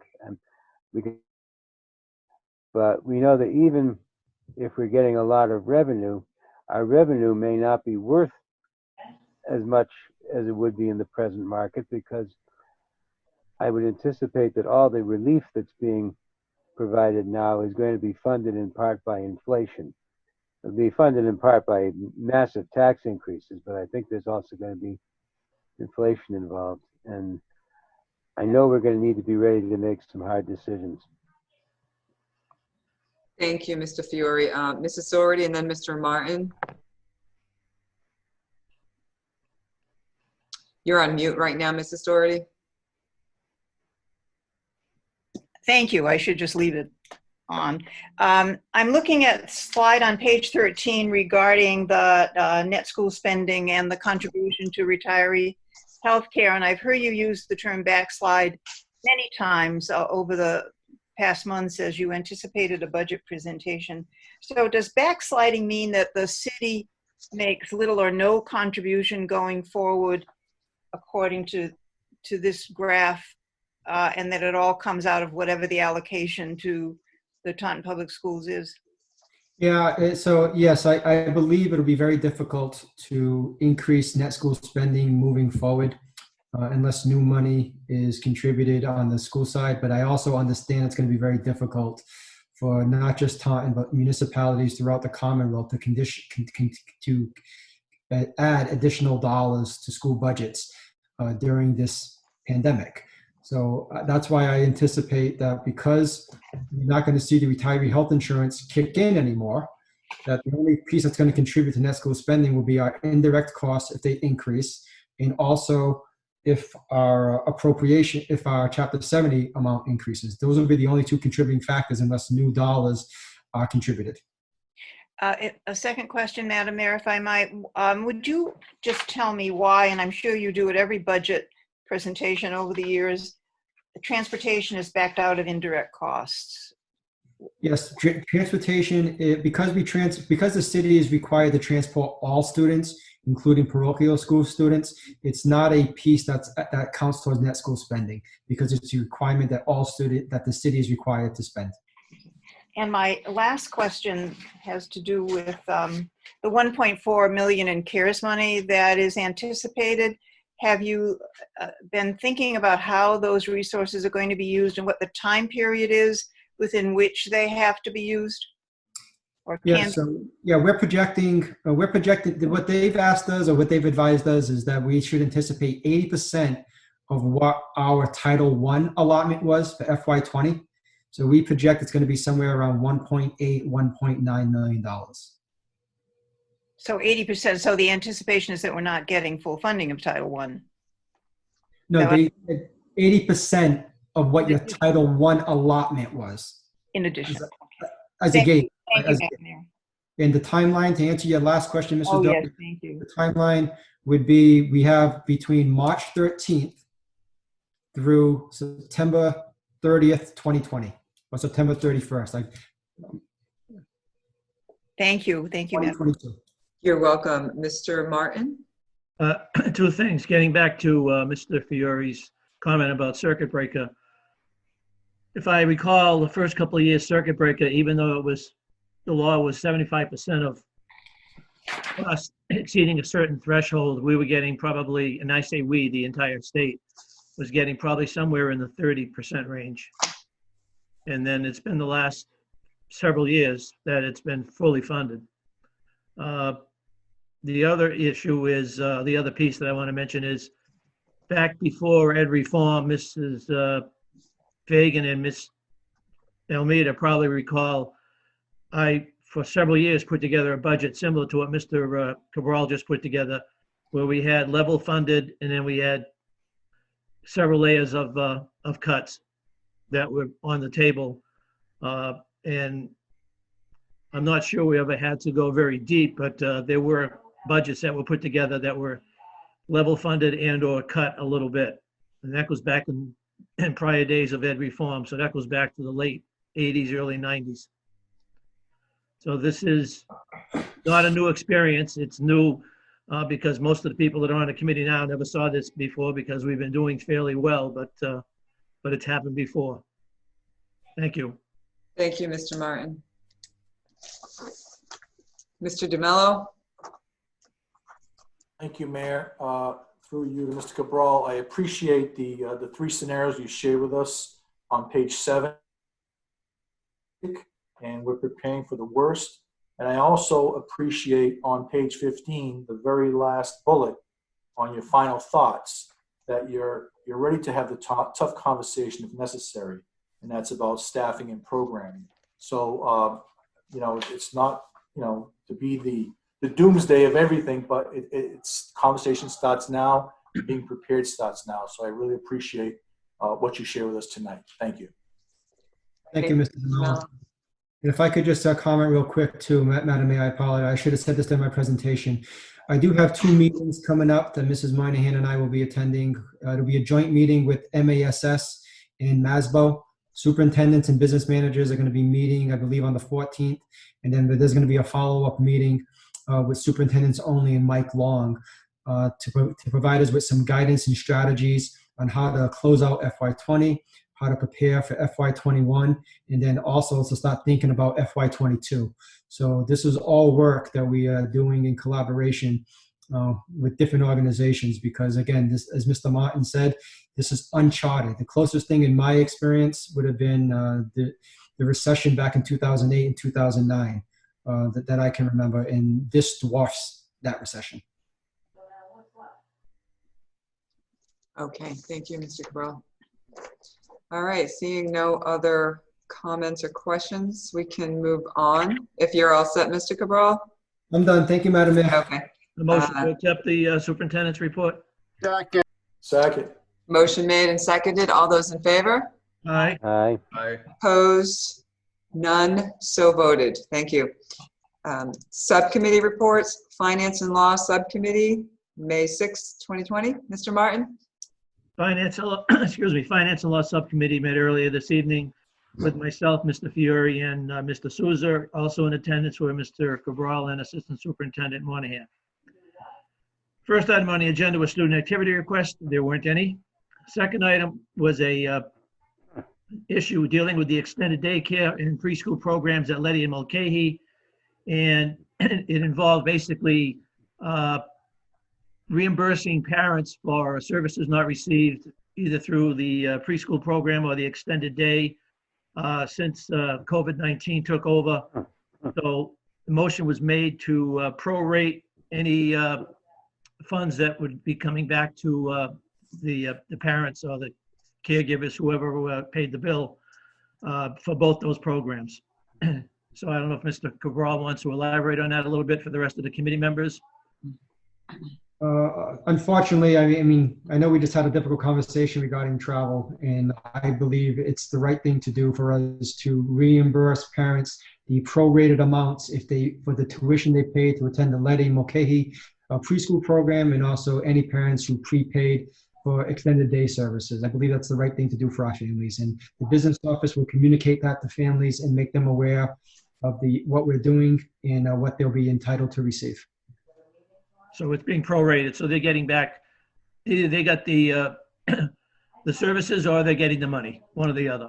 Yeah, it'll be prorated effective March 13th, which was the last day of services. The next item on the agenda was a update on FY20 budget, revolving and grants. And Ms. Monahan pointed out some deficits that we're looking at in the financial report for FY20 and gave reasons as to why there's nothing real significant there. We also, Mr. Souza made a motion that we would allow the superintendent and or the administration to move appropriations where necessary to offset any deficits, because obviously there will be some accounts that will have excess money when the year ends. And this is a motion that we make every year at this time. So it's nothing new, that part of it. It's just to make the budget whole. And also a motion was made to allow the administration to prepay first quarter tuition payments, which again is legal, and we've done that in the past. As far as revolving goes, Ms. Monahan pointed out we have a balance of approximately $3.6 million. We also brought up the issue of the encumbrance for some work that was going to be done at our schools of $250,000, and that money is going to stay in the encumbrance list for now. And we will use the $3.6 million to offset any deficits that we may have for this coming year, FY 2020. And finally, an update was given on grants, and we have approximately a budget of $14.2 million in grants. And Ms. Monahan also pointed out that some of the grants will be carried over to next year because of what's going on and services not being able to be provided at this time. So those grants will be moved into FY21. I think I covered that completely. And then we had a bills payable in the amount of $1,353,001.17. There were no questions by the subcommittee. That motion passed. And finally, a facilities update. The Letty playground is 90% complete. They're talking about pouring the rubber sometime around middle of May, weather permitting, and we'll have a brand new playground when we can use it. And as far as Mulcahy goes, it's 77% complete, and things are moving right along. And the only other issue that was brought up, which has been brought up, I think, by several members of the committee at different times, was to possibly try to have a walkthrough for Mulcahy School one more time for those people that went to Mulcahy School or had some association with it. And at this point in time, it doesn't look like that's going to be possible because of what's going on as far as social distancing and trying to get a big group together at the same time. So that probably will not happen in that fashion anyway. And unless I forgot something, I think that's the report of the Finance and Law Subcommittee. Madam Mayor, I'd like to make a motion that we adopt the recommendations of the subcommittee and accept the report. Is there a second? Second. Motion made and seconded. On discussion, Mrs. Doherty. I remembered to unmute. Just a question about the Letty School reimbursement to families. Does that come out of the revolving account? It does come out of revolving, yes. And do we know how much it is at this point? I believe it's going to be approximately $78,000. Was that the total, Mrs. Moynihan? $71,000 for between both Letty and Mulcahy Preschool. 71,000. Thank you, Madam Mayor. You're welcome. Mr. DeMello? Thank you, Mayor. So on the revolving account encumbrance of $250,000, that is set aside for the school security vestibules. So Yes. that project is still ongoing, correct? Because that's It's on hold. it's on hold. Yes. Okay, so it's just sitting there until we move forward. Exactly. So that money is encumbered, yet it still could be used for something else if we just take it out of that project. That project is not started. Thank you. Okay, so there was a motion made and seconded. All those in favor? Aye. Aye. Mayor, it should be a roll call vote because it has to do with the budget. It has to do with money. I'm sorry? It should be a roll call vote. Oh, okay, sure. On a roll call vote, Mrs. Fagan? Certainly. Ms. Doherty? Yes. Mr. Pulowski? Yes. Mr. Fiore? Yes. Mrs. Fagan votes yes. Mr. Martin? Yes. Mrs. Almeida? Yes. Mr. DeMello? Yes. Mr. Souza? Yes. All set. Okay, the motion passes. Thank you. Next, Unit B, Administrators Subcommittee, Mr. Fiore. Thank you, Madam Mayor. The Unit B Subcommittee met virtually on Wednesday, April 29th at 4 p.m. Present were myself, Mr. Martin, and Ms. Doherty, also Superintendent Cabral and Attorney Marguerite Mitchell.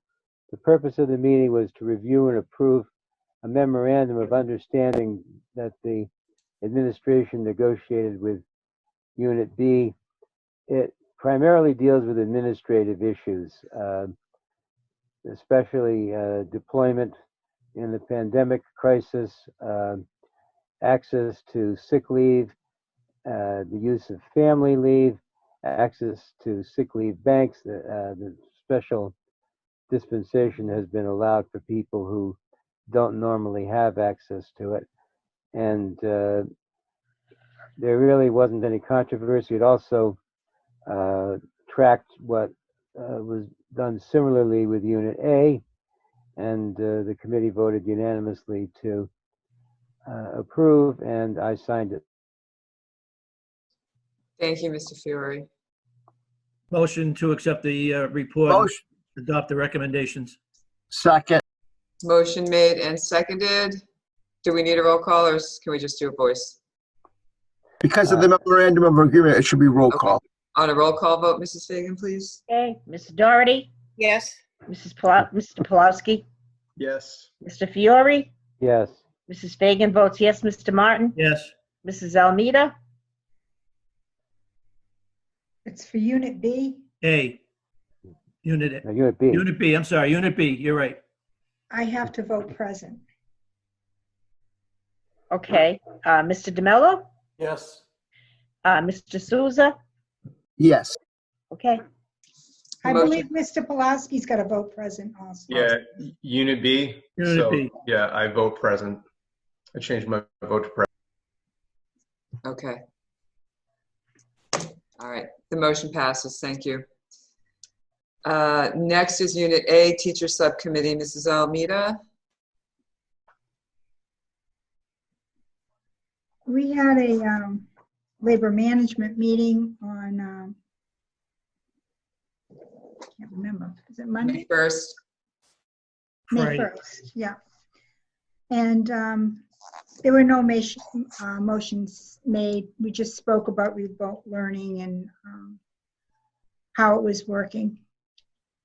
Present was myself and Mrs. Fagan. Also in attendance was Mr. Pulowski and Ms. Doherty. So there were no motions made that meeting. Motion to accept the report. Second. Motion made and seconded on a roll call vote. Mrs. Fagan? Mrs. Doherty, Yes. Mr. Pulowski, Yes. Mr. Fiore, Yes. Mrs. Fagan votes yes. Mr. Martin, Yes. Mrs. Almeida, Yes. Mr. DeMello, Yes. Mr. Souza, Yes. all set. The motion passes. Thank you. Okay, moving on to new business. Mr. DeMello? Thank you, Mayor. I'd like to make a motion that the letter that I wrote on May 1st be recorded as part of the meeting minutes or adopted as part of the meeting minutes. Second. Okay, that wasn't part of your first motion that you made, Mr. Souza? I said the three letters. I suppose I should have been more specific. The three letters I was talking about was Mr. DeMello's and the two lawyers. Did I miss one? Yeah, I understood only the two attorneys' letters, so that's why I just made the motion. I'm sorry. I said the three letters, but I probably wasn't clear enough. It was Mr. DeMello's letter and the two attorneys, the David Gay and Mark Gould. Okay, so I withdraw my motion since that was part of David Souza's motion. Thank you so much. Yeah, I wanted to make sure everything was recorded that we got. And Wendy, that's make sure that that's part of your recollection. Make sure that's what we have written down too. Thank you. You're welcome. Mrs. Fagan? Wasn't the third letter the letter from the attorney for EF Tours? Then there's four altogether. No, because that's a letter from David. Yeah, there's one Okay, from David. Yeah, you've got the one from that he got from EF Tours. The one that David sent was that letter from the EFT guy, the EF tour guy. They came in two different letters, I think. When Wendy sent them out, I thought. Anyway, just as long as it's rectified that Mr. DeMello's is in, I'm fine. Well, if there was only three letters included in the first motion and one of them was not Mr. DeMello's, then we would need Mr. DeMello's motion. So I'll make the motion that my apologies. I'll amend my original motion to include four letters. You can't amend it now under Robert's rules. Right, It has to be done before. I'll make a motion that Mr. DeMello's letter is included. Second. Motion made and seconded. All those in favor? Aye. Opposed? None. So voted. Thank you. All right. Sorry about that confusion. Okay. Any further new business, Mr. Martin? I'm not sure this is new business, but I'd just like to commend the business office under Ms. Monahan getting this end of year pupil report done. It's an awful lot of work that goes into that. And once again, to have no findings is an accomplishment. I appreciate what that office and what she has done. Thank you. You're welcome. Thank you. Anything further? Okay, seeing nothing, we will move to unfinished business action item updates. Mrs. Doherty? Just a question about the Letty School signage and lights. It's been a while. Are projects put on hold because of the situation that we're in terms of COVID-19, or what is the update, Mr. Cabral? Yeah, that's a great question. It's actually one that I was thinking about because I know right before COVID-19, Mr. Foley mentioned that they were going to start work. So I'll have Mrs. Moynihan reach out to the TMLP and building in DPW to see what the status of that project is, because this would be a great time to get it completed if they can, because there's no one in that area and there's not a lot of traffic right now.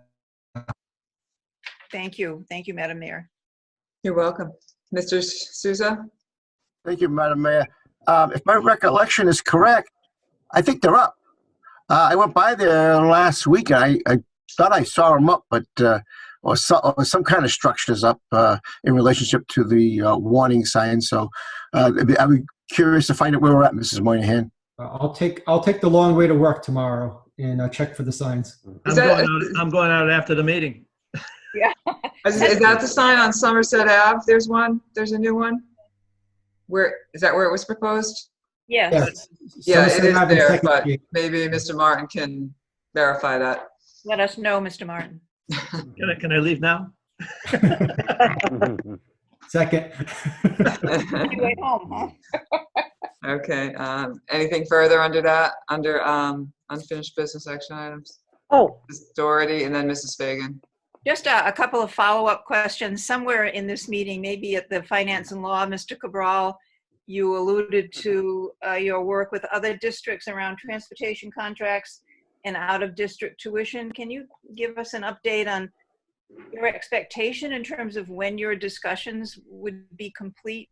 Yeah, the Bloom contract should have been part of the Finance and Law packet today, so that's an oversight by me to not include that. So that'll be in the next regular packet. So we have reached an agreement with Bloom regarding 30% is what we will pay for in-town vans and in-town buses is what that'll be. And we'll have that contract at the next Finance and Law meeting for the Finance and Law Committee to review and approve. And it has been reviewed by Attorney Gay, so he did review it, as well as the attorneys from the other districts that worked collaboratively with our transportation vendor. And regarding out-of-district tuition, that's ongoing right now. So I cannot provide you with any insight or updates on whether or not there will be any changes. Commissioner Riley and Desi have been very adamant about making sure that our collaboratives are made whole, because we want to make sure that they are there next year for us when we open up. But there's also a discussion on cities and towns, as well as business managers, that there are a lot of costs built in to collaborative tuition. For example, feeding students who attend the collaborative. So if students aren't attending and you're not feeding students, there may be a reduction in cost there. So we're not sure where this will go, but this is a recent discussion that is gaining a lot of momentum, and we'll keep you updated. Thank you. I have a second question, if I might, Madam Mayor. It has to do with a request that was made by Head Start for Chromebooks. And you had indicated once, or I guess Mrs. Perry did, once we got through our wait list there, you'd look at that. Have you had an opportunity to do that? Yeah, actually, good timing, because our requests for Chromebooks have really subsided. So I think we've kind of reached the point where students who need them have them. So I'll reach out to Karen Ennis, because she and I communicated via email. So I'll follow up with her tomorrow when I get in the office. Great, thank you. Thank you, Madam Mayor. You're welcome. Mrs. Fagan and then Mr. Souza. yeah, Mr. Cabral, just could you give the committee a quick update on what's on graduation, what you know, and what we're going to do with the seniors? If there's So anything. Mr. Matos and his team created a survey that I believe went out today to the seniors regarding, with 2 questions, and I can send you the surveys just so you have it and you know what they're asking. In a nutshell, it's regarding a conferment ceremony in June, or to delay things until July, pending any relief or any adjustments to the social distancing guidelines that are currently in place. Mr. Matos did provide me with a bulleted list. So one of the things that they're looking to create is a swag bag, similar to what they do for the Oscars and the Grammys. A lot of those in attendance get a bag with a bunch of gifts and items in there. So Mr. Matos and his team are working on that.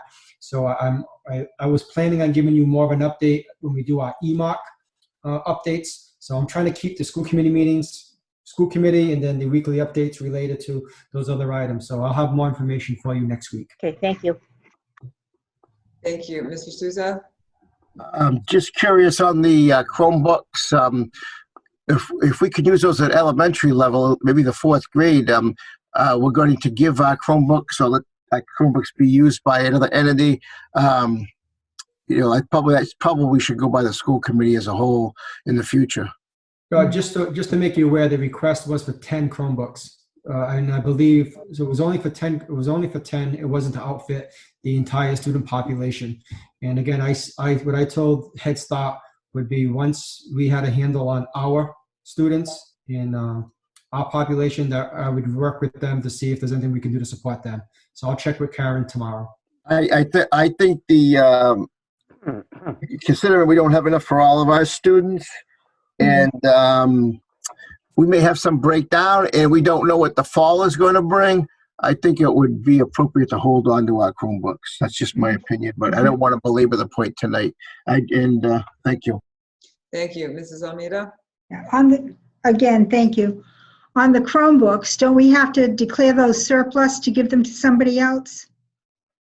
We're not giving them away. We're just allowing them. We're just loaning them. Oh, it's going to be on a loan. Just a loan, correct. We'll get them back. And all our students have Chromebooks? Everyone who's requested Chromebooks, we've provided them with a Chromebook. And if we haven't, we have a wait list. So I know I'm scheduled to, we're scheduled to deploy one tomorrow. There was a request that I received yesterday that I'll fulfill because I'm in the office tomorrow. So Mrs. Perry has been working with our principals to make sure that if anyone needs a Chromebook, they're getting one. Thank you. Thank you. Any other unfinished business? Okay, seeing none, we move to critical items not reasonably anticipated 48 hours in advance. Mr. Souza.